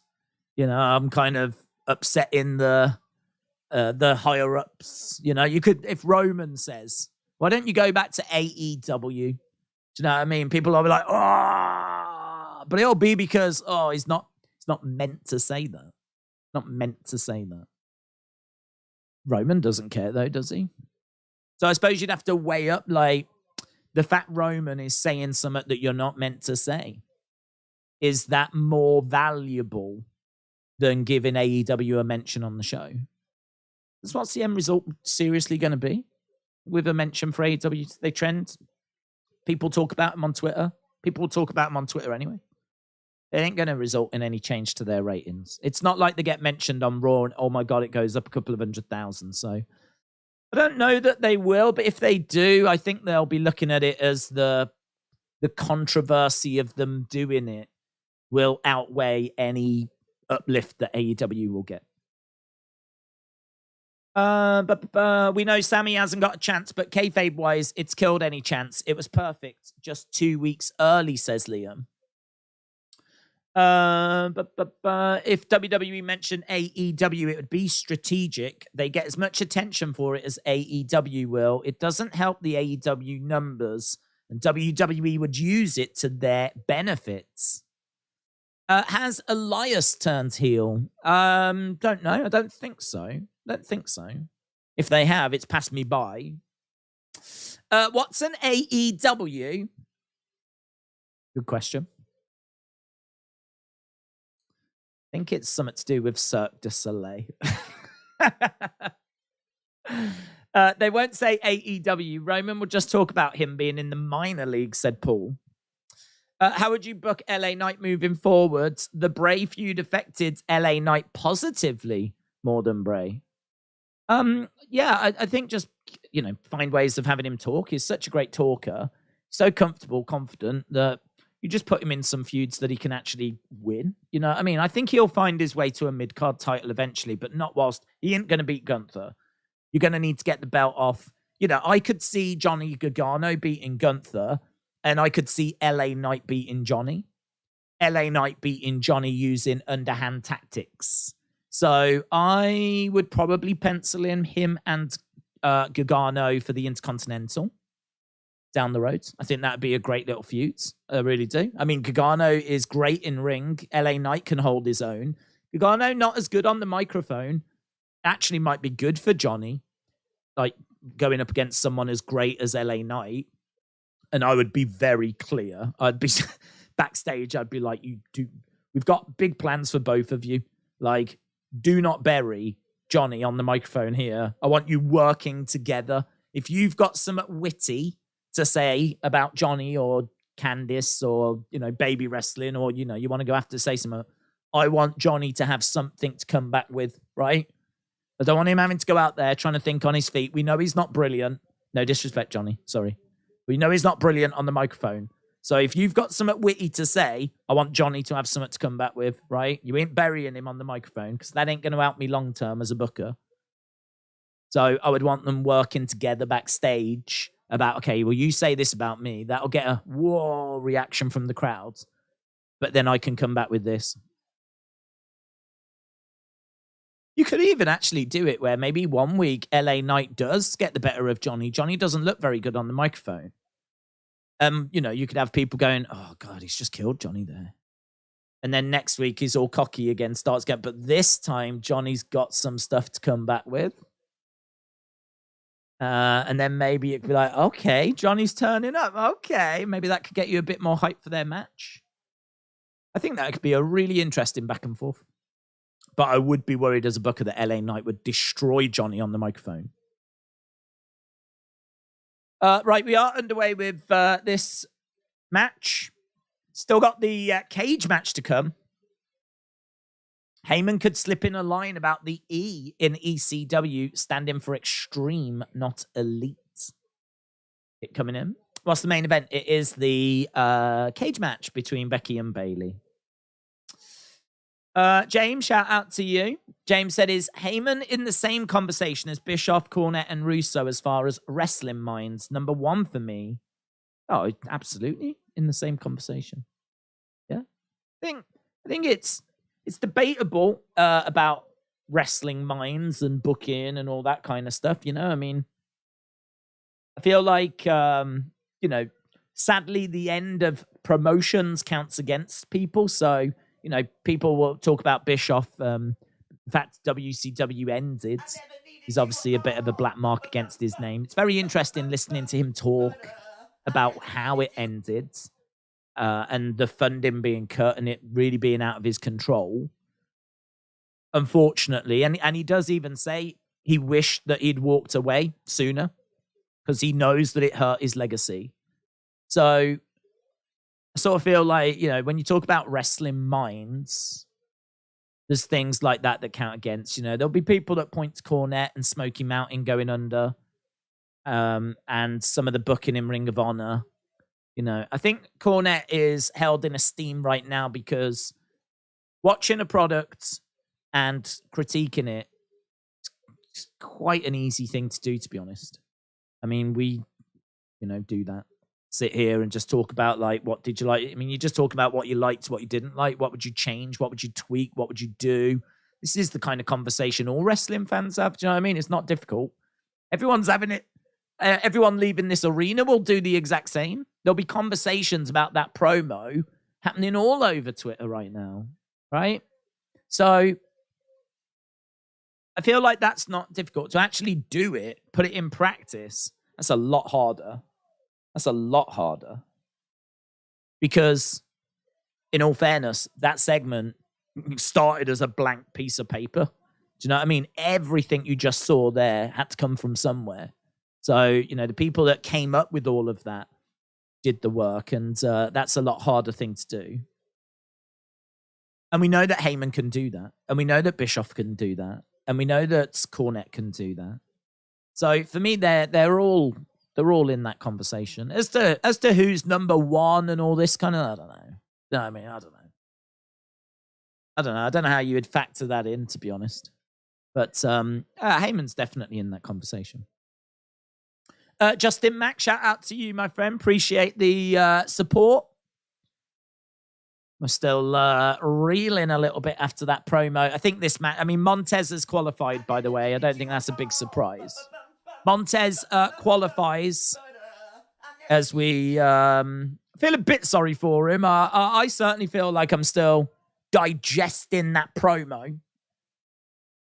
Seth has just come in and attacked Theory as well. Curb on the outside. So Theory, Seth, Damian Priest, Montez, Bronson Reed, and someone else that I can't remember. They are all in, Johnny Gargano. They are all in the Elimination Chamber for that United States Championship. Montez Ford, I think, is going to have a real moment in that chamber.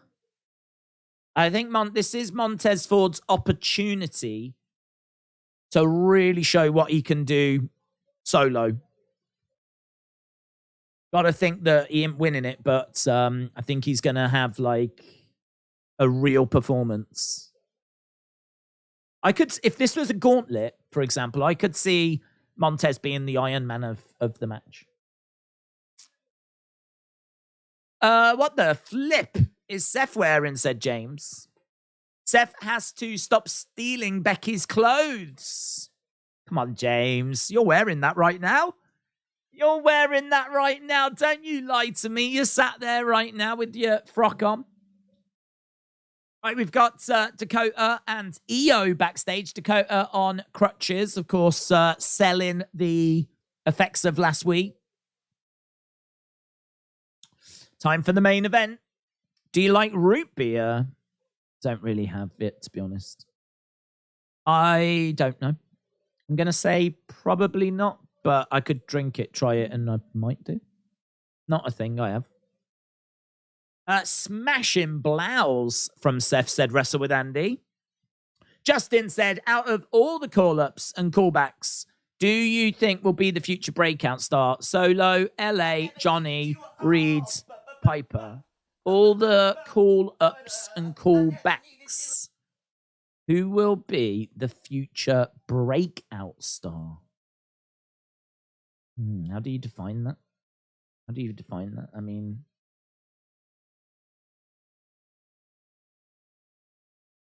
call-ups, callback. I wish I had a list of everyone. I'm trying to think who's come back. I mean, like, I really like Johnny. I think that Johnny could get there. But I don't know what breakout star looks like, for example. I mean, Johnny, we know that Johnny is one of the faces of NXT. So he went to NXT, killed it. I don't think anyone would disagree that Johnny killed it in NXT. Now, doing it on the main roster is going to be very different, but Triple H likes him, really likes him. And Triple H is going to push him, and he's going to use him, and he's going to give him opportunity. And Johnny's in-ring, his ability to put on dramatic matches and really build tension in matches, I think that once that starts showing itself, it hasn't really shown itself yet, but once that starts to show itself, I can't see any reason why he's not going to get anywhere. He doesn't have a great look, and he's not brilliant on the microphone, but he can get by on a microphone. He's not horrific. He can get by on a microphone. And in-ring is fantastic. So I sort of feel like he is someone that I would look at. Piper, I'm really struggling with. She's not great on a microphone. I don't think she's that great in ring. Her look is interesting because it's different. It's unique. There's not anyone else on this roster the size of Piper. And that's a positive for her. So I feel like her look is definitely, when she comes to the ring, she grabs your attention. But I don't know that her match quality is that brilliant. I haven't seen it on the main roster. I think, she was doing some stuff in NXT UK that was pretty good, but I didn't watch it. So I can't really say. So I can't really say that. I don't know. I can't really say that I got high hopes for her. I sort of feel like Bianca is going to have one title on lockdown. Rhea is going to have another title on lockdown. And Raquel is bubbling around as well now. Sort of feel like, where's Piper going to fit into that conversation? But you didn't say like face of the company. You just said breakout star. So, if she gets herself to regular main events, then she will have broke out, won't she? But I'm going to put my money on Johnny. I think Bronson's interesting. Let's see how they use Bronson. Future breakout stars, Caden Carter, Katana Chance. Do you know, I really like them as a tag team. They're a good tag team. They're small. And I don't know that they're going to get anywhere individually. But if they bring them up and use them in a women's tag division, yeah. I mean, they undoubtedly will come up and be women's tag champs. And this is where it becomes hard. Like, does that mean they've broken out? Does that make them breakout stars? I don't know. Let's make Pretty Deadly and Seth a stable. That's great. I love that. That's a great shout. Yep. Put me down for that. But Carter and Chance are an awesome team. Yeah, I really like them. I think they're very underrated. Some of my favorite matches from NXT were matches they were involved in. I love the energy they bring as well. They've got good chemistry as a team. I like them. But they are on the smaller side. And I don't know if that, there's going to be people out there that will see them and be a bit down on that. Here we go then. It's time for our steel cage match. Dakota coming out with crutches, which I don't think she needs. I think she's just selling last week's attack. You might remember that Becky got this match because she got this match because of the fact that she threatened Dakota with a chair. Marry me, Bayley. There's a guy with a sign and he looks super old that said, marry me, Bayley. She grabbed it, ripped it up. I think she's turned him down, I think she's turned him down. Oh, gutting.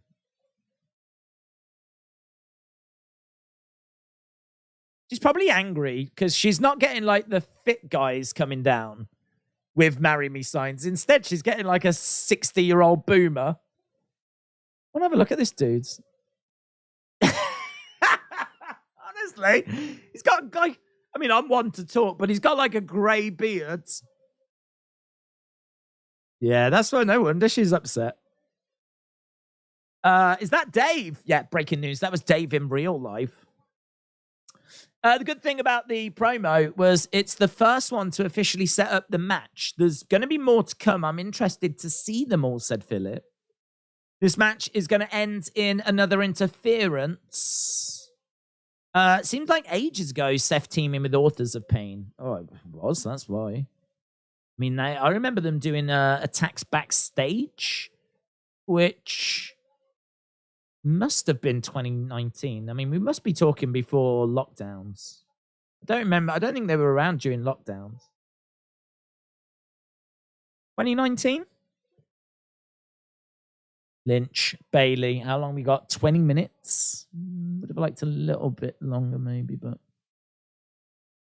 you wouldn't have cut anything from that promo, would you? So NXT male breakout stars Odyssey Jones, Javier Bernal, and Oliver Carter, said Justin. I'm struggling to see it in Javier, to be honest. His segments, I just don't find them that funny. Is it Mackenzie that he does them with? She's actually quite good in them. Yeah, I don't know. I'm struggling a bit with him at the moment. Struggling a bit with him. What if Bibby had a gimmick called Big Time Bibs or Big Time Bobs? Would that be good? It's not really a gimmick, is it? Just a name. I don't know what you could. I don't know what you can do with that. Big Time Bibs. I mean, no one's going to call him Big Time Bibs apart from us. So he'd be Big Time Bob, which is a bit too similar to Big Time Bex. Where is Cameron Grimes? Don't know, to be honest. Is the last time we saw him when he feuded with Schism? That wasn't that long ago, was it? That was like December. Have we seen him since then? Might see him tomorrow. I don't think he was a part of the build for what we just had, the show we just had, Vengeance Day. Don't think he was a part of the build for that. So, I don't know. Maybe we'll see him tomorrow.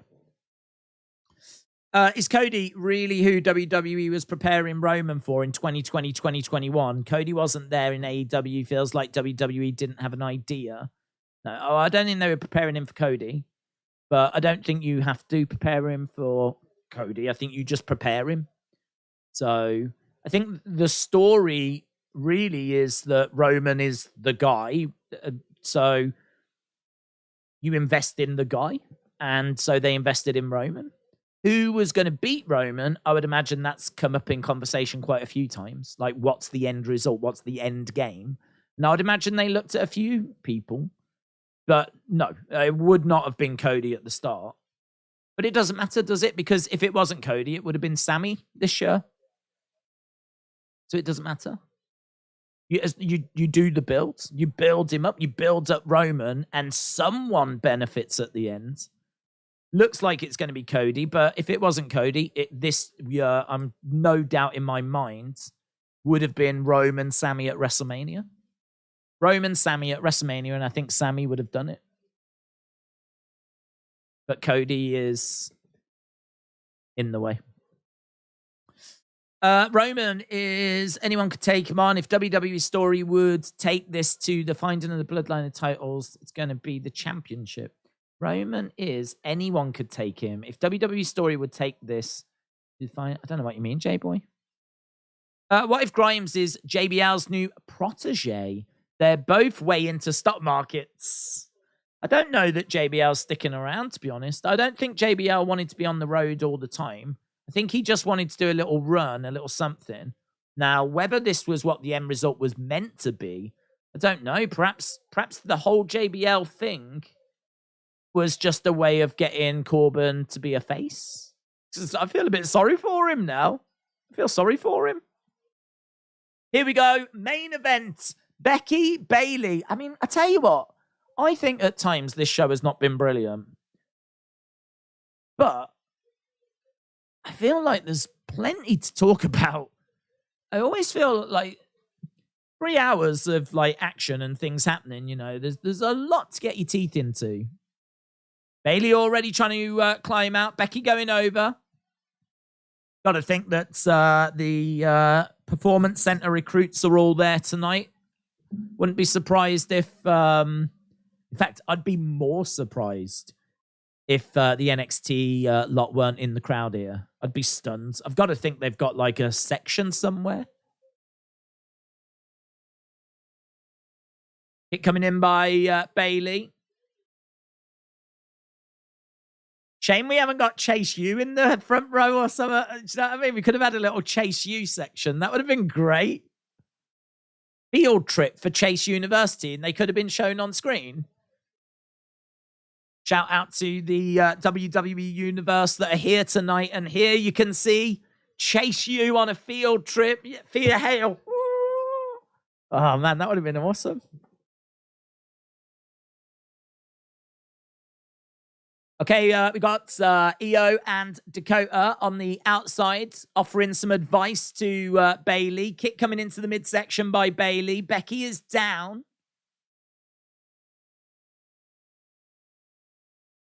Becky being smushed up against the side of the cage. 1. Just the 1 count.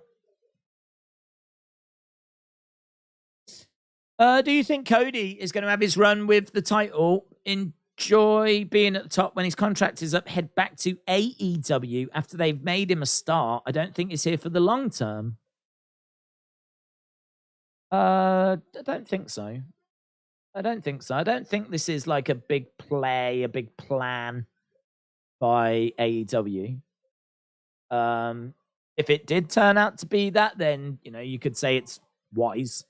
I don't know what they've locked him down to, though. I mean, I think WWE are going to get out of it what they want to get out of it, I mean, they're going to get this story, for example, and I think they're going to get out of it what they want to get out of it. And honestly, if his contract's coming to an end, they'll just try and bury him a little bit, won't they, before he goes? Try and not make him really as big, or keep him off TV, or give him some losses, give him some rubbish booking, just try and take some of that momentum away. But I don't think that's really I don't think that's the play. Bayley goes into the side of the cage.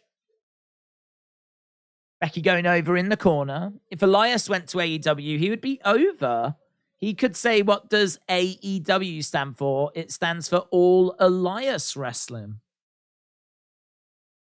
All Elias Wrestling.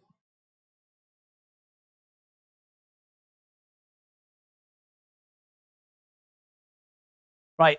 We've got Becky up in the corner. She's smashing Bayley into the side of the cage.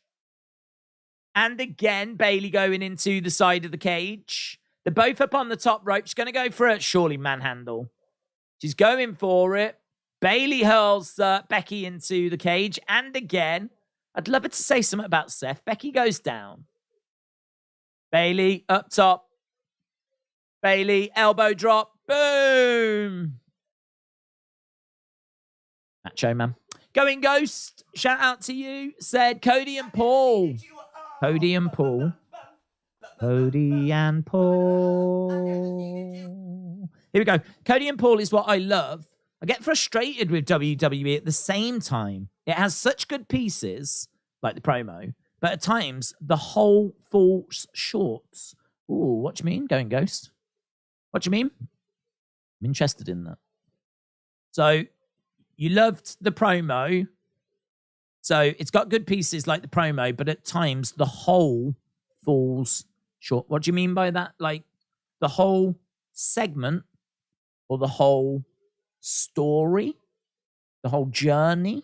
What do you mean? Or do you mean the whole show? Like you love the promo, but the whole show has fallen short. What do you mean? I think you probably mean that, don't you? So yeah, I mean, I don't disagree. I mean, the problem is that you've got to try and tell stories for all the different wrestlers. And some things are going to need to be set up. Some things are going to be paying off. You can't do every single segment having that emotion that was in that Cody segment. So, I mean, that is the top tier, top draw stuff. But you're going to have to just have some matches. And I think I must admit, I look at Cedric and Shelton against Alpha Academy, and I think, did we really need that? Did we need that? And and could we not have set it up better? Could it not have been could we not have had a segment where MVP said, if you win tonight, I'll stick with you, and I've got big plans. We can but you've got to pick up the victory tonight, because unless you're capable of beating teams and getting results, I need something to work with. Could they not have set that up better rather than just chucking them out there cold? Because let's be honest, Cedric and Shelton are cold. Alpha Academy, cold, aren't they? So I do agree. You look at that and think you could have done something else there. You could have done better there. Sort of felt like the first Edge promo and all of that sort of dragged a little. Edge just sort of saying what you'd expect Edge to say. Certainly didn't expect Damian Priest to say what Damian Priest said. He's trying to qualify for Money in the Bank. But I don't disagree that, like, you know, there's definitely parts of this show that you could improve, make better. But I think, like, oof, the Cody stuff is top drawer, man. I think just to get at least one thing like that on a show, I think you have to go, yeah, that's good, man. That's good. Just to even get that one thing. Is that enough in 3 hours, though? I mean, maybe people will be like, no, it should be like that all the time. That's hard to do, though, isn't it? I mean, that is so good. That is, it is like, you know, the special stuff. It's the stuff from the top shelf. Yeah, let me know. I don't know if you already have. I'll have a look, see if I can see. I think Cody acknowledging and not ignoring Sammy was brilliant, said LB. Prediction, Becky wins. Damage control attack. Lita will help Becky. At the chamber, Becky, Lita, and someone against damage control, says James. WWE has got a huge roster, but they constantly push the same 5 people. Rest of the talent falls short. Even Triple H books it that way. I get it. I feel like if Roman has had the once-in-a-lifetime run, the people who beat him need to be fully committed and not play them like a fiddle. Yeah, but we don't know that's what's happening. We don't know that's what's happening. I'm not saying that... we can't say that Cody is playing WWE like a fiddle because we don't know that's what's going on. And I don't think that's what's going on. I think this, you know, I think him succeeding in WWE is what he's always wanted. I think him being WWE champion, as he said, is something that he always wanted. But it wasn't working for him, so he sort of had to go. Whereas now he's come back, he's in a much different position. I don't know that this is part of some conspiracy, some big play. I certainly wouldn't not give him the Roman moment, not give him the Dusty moment out of fear of that, maybe that's a conversation they've had. Maybe that's a conversation they've had saying, "Are we being played?" But I don't think they are. I'm pretty sure they don't think they are. And it wouldn't stop me from giving him, for him being that person. Because as we said, if he's signed a 3-year deal, he's still got 2 years after this. So if you put the belts on him and he has a run with those belts, it's not like he's going to run off in a month's time or something. Like, you should be able to get a couple of years out of him at the very, very least. Very least. And I don't even know, it might have been a 5-year deal. I don't know what he signed. Becky has got Bayley, flips her over. We've got 6 minutes left in this. We've had no outside interference. Leg drop there by Becky. Bayley grabs a hold of the leg of Becky. Becky trying to get over to the ropes, but that ain't going to break it. She's trying to get over to the ropes. Oh, she's trying to get to the door. That makes more sense. Trying to get over to the door, and Bayley has got Becky, and she's dragging her back in. Roll. Oh, I'll tell you what, that could have really backfired. Becky flipped over, drove Bayley into the corner. She could have quite easily flipped her out of the door. She didn't, though. Bayley rolls through. Bayley's unlucky there. If Bayley should have tried to have aimed for the door, she could have gone fired through the door. Shots coming in. Bayley getting smashed into the side of the cage. Both women. Over against the side. Corey Graves said we are getting everything we expected here as Becky is getting back up to her feet. She's climbing up the corner.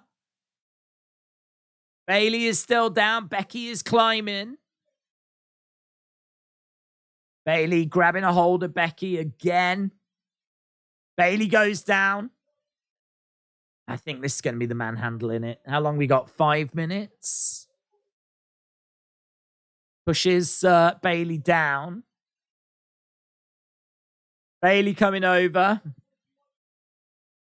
Bayley climbing up. Becky on that top rope. Shot coming in. Shot. Straight to the midsection. Into the side of the cage. Oh! Bayley to belly. I thought it would be the manhandle. It's actually the Bayley to belly that Bayley does off the top rope. Who would you turn heel, Montez or Dawkins? Dawkins. Right, we've got both down at the moment. Bayley going over, trying to climb up. We got Becky down. Bayley climbing up, trying to get to the top.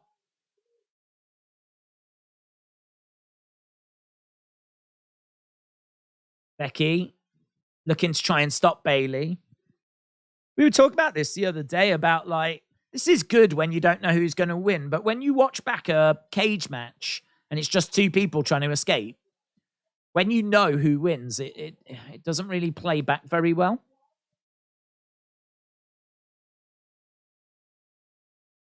Both of them at the top.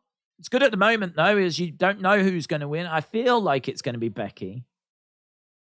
Becky jumping over the top. She's got the arm of Bayley. Bayley, disarmer on the top of the cage. Bayley falls down. Bayley goes down, spills into the ring. Becky has got EO climbing up. EO climbing up. Now we've got EO and Becky exchanging blows. Top of the cage. Kick coming in by EO. Down goes Becky. And now Dakota handing a crutch. Oh, straight to the midsection by Bayley. And Lita's music hits.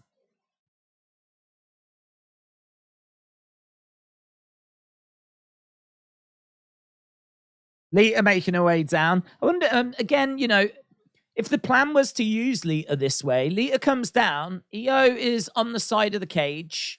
Lita grabs EO, hurls her down. If the plan was to use Lita in this way, that might explain as to why she wasn't on Raw is 30. Shot to the midsection of EO. Lita on the outside. Twist of fate by Lita. Dakota is hobbling. She goes down. Doors being open. Bayley trying to get through. Lita slams the door on Bayley. There's the manhandle slam by Becky. 1, 2, 3. And there we go. A win for Becky. Becky picking up the victory.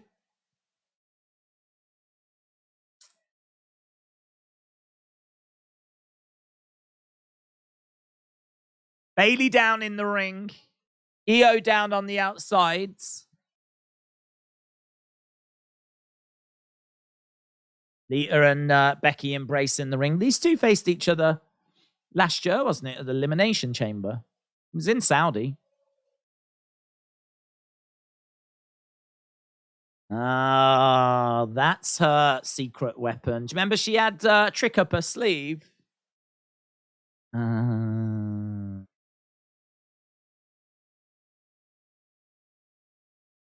Well, she didn't have that trick a few weeks ago. I'm scared that the Street Profits breakup will be reminiscent of prime time players. Great finish, said Alex. Bayley down in the ring. They're going to challenge for tag titles. Yeah, could do, couldn't they? Could do.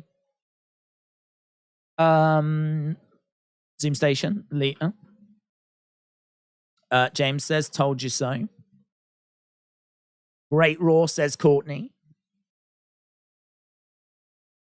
Love seeing Lita, said Austin. I think they're really friends, and I like it, said Alex. Lita and Becky should kiss. They should kiss. The finish seemed a bit rushed, said Ribby. Why is she still doing the twist of fate? Someone's doing it. Lols. For lols. Becky, Lita, and Trish versus Damage Control. Why would Io not jump off and just beat Lita? She shouldn't be scared of a retired legend, said Swag Maverick. Did you hear about the earthquake? I did. I haven't heard details on it, to be honest, but I did hear about it. Awful. Great show. 10 out of 10 for Cody, said me. Zoom Station said 7.5. WWE fan says 9. Austin, hello. No chance Cody goes back to AEW. Those days are numbered. It's not a good product, said Justin. 8.5 said Moolah. Right. Let's get people's scores. Scores. 8 to 10. 7 to 7. 7 5. 6 to 6 7 5. 5 7 5. Or below. I thought the show was all right, said JB. Some weeks I just can't watch. This one did hold my attention. Did have star power with Edge, Brock, and Cody. Justin said, I'll be at next week's Raw with my Wrestling Day shirt, said Justin. Justin, shout out to you, bud. Grant said, Days should kiss Days. Book it, Vince. You guys don't understand how much money the Khan family have got. They're not going to go out of business, said Mitchell. Alex Bliss Gamer said 8. John said 7.62. DFS Chief said 6.9. Blue Moucher said 9. Swag Maverick said 6. For the first 2 hours. They were boring, but last hour was good. Becky, Lita, Trish against Damage Control, said Jim. Oh. Adding Trish is interesting because we're in Canada. That's interesting. This was a Raw I could have missed, said Jilly. If Bayley versus Lita at Mania, who will Becky's opponent be? Is that going to be the plan, do you think, to do... I haven't heard about Bayley Lita. Don't know, to be honest. Don't know. I don't think she'll be around the titles, obviously. I mean, it looks like we're getting Rhea and Charlotte. Becky isn't in the Elimination Chamber. I've got to think this is building towards Damage Control. I don't think she gets out of this feud. So if it is going to be Bayley against Lita, then my guess would be Becky and someone against Damage Control. Yes, Trish can be the someone I said James. I like Trish being involved. Trish being involved in Canada makes a lot of sense. So doing that 6-person tag with a Canadian in there, I'm into that idea. Meave said Baron Corbin should get back to his old theme. I don't know what we're doing with Corbin. I feel sorry for him. I wonder if we're turning face. Belair needs something to do. Could be Becky, Bianca, Lita, Damage Control, says JB. Right, we've got 100 odd votes. That'll do. 150 odd votes. No Alexa still, is there? Scores, 46% said 8 to 10, 29% said 7 to 775, 17% said 6 to 675, 6% said 575 or below. Don said, isn't Trish retired? When she lost to Charlotte, that was the perfect retirement. We should feel sorry for Corbin. Raw Champions title never on the line on Monday Night Raw. What, said J-Boy. Do you think we really needed to bring back Emma, Chelsea Green, and Tegan Nox? Talented women, but just feel like a waste of payroll. I mean, it depends what you want to do with them. I don't think they're here to be at the top of the cards. So I think if Triple H likes them, they're dedicated, They can put on good matches. You can do stuff with them.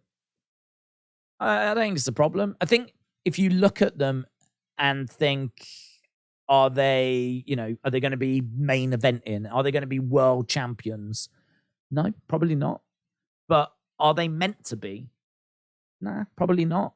Do you know what I mean? I think Chelsea Green, for example, I think she's a good person to bring in because we've already seen her with Adam Pearce doing like some, where's my champagne, where's my chocolates, that kind of a gimmick, And that, I think, could be interesting. We could definitely get something out of that with her.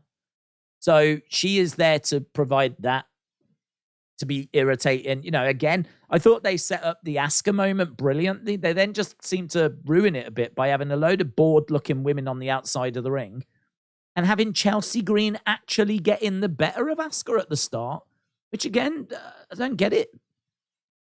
I sort of feel like there's a few bits tonight where you go, I see what they're trying to do, but why have they done it that way? I feel like there was quite a bit of that tonight. A lot of like really good ideas, maybe not executed to their fullest. I think you could definitely like tweak this, tweak that, change this, change that, and come out with an even better show. It's not that this is all garbage and it's a disaster.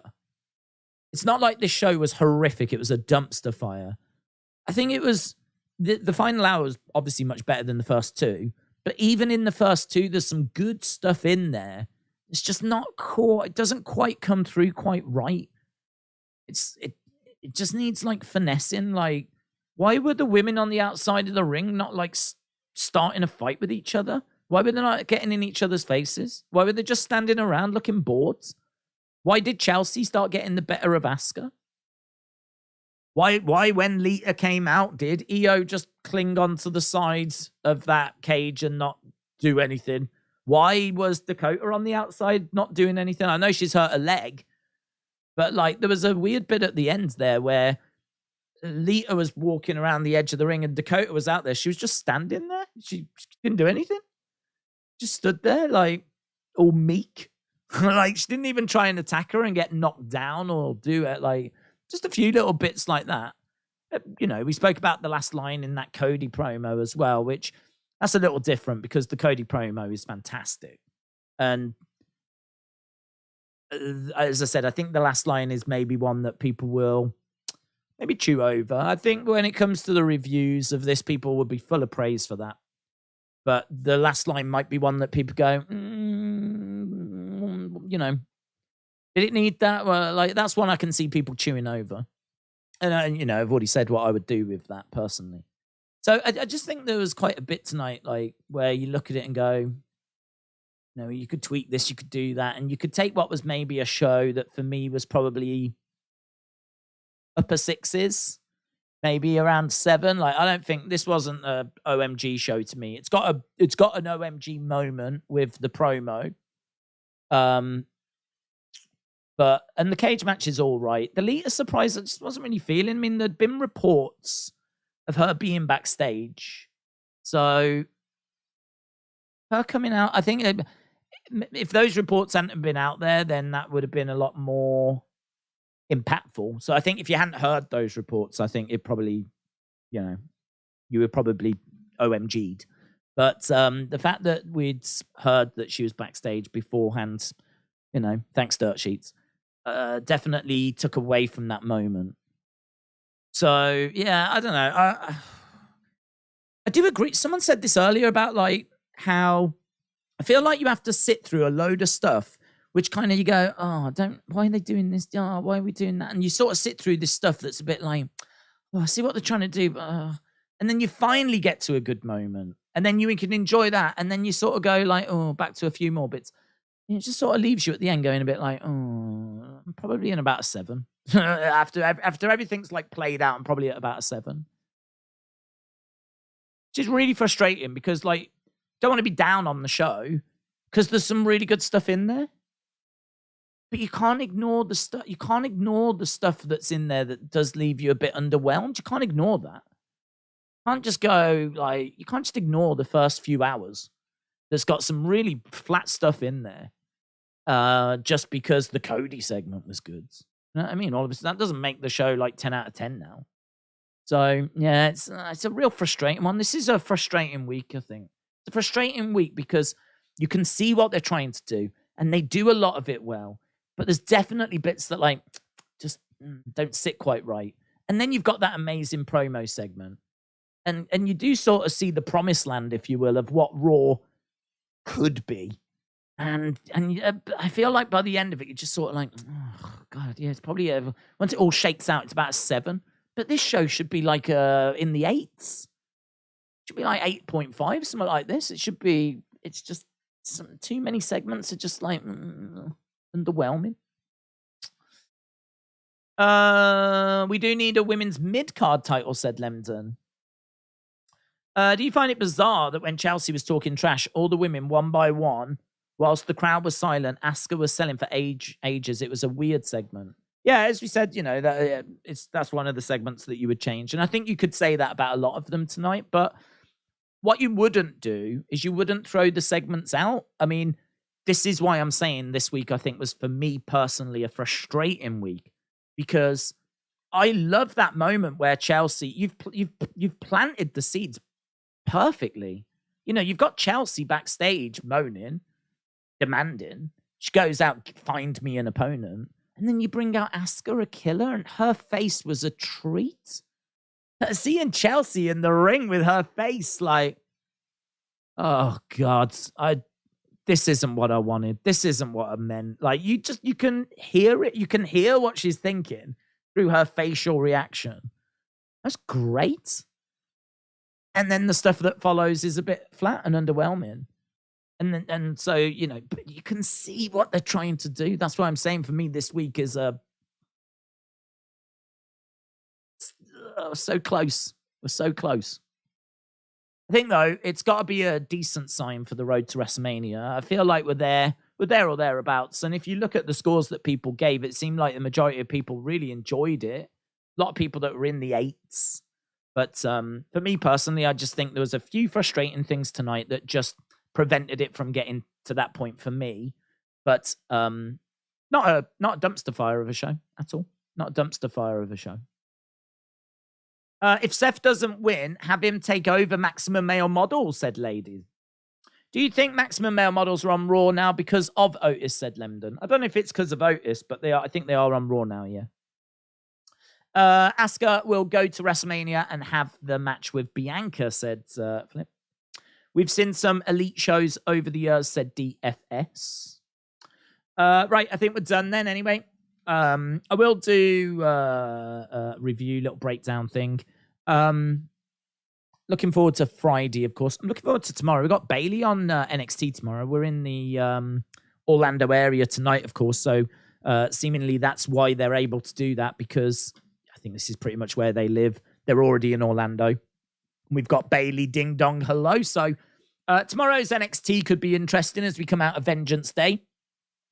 Then, of course, we've got AEW, and we will be really getting stuck into some stuff on Friday. What will we get next in the Sammy story? I'm very much looking forward to that. So, right, I'm going to go off and do the review. Appreciate people stopping by. And I will see you again tomorrow for NXT. Bye for now.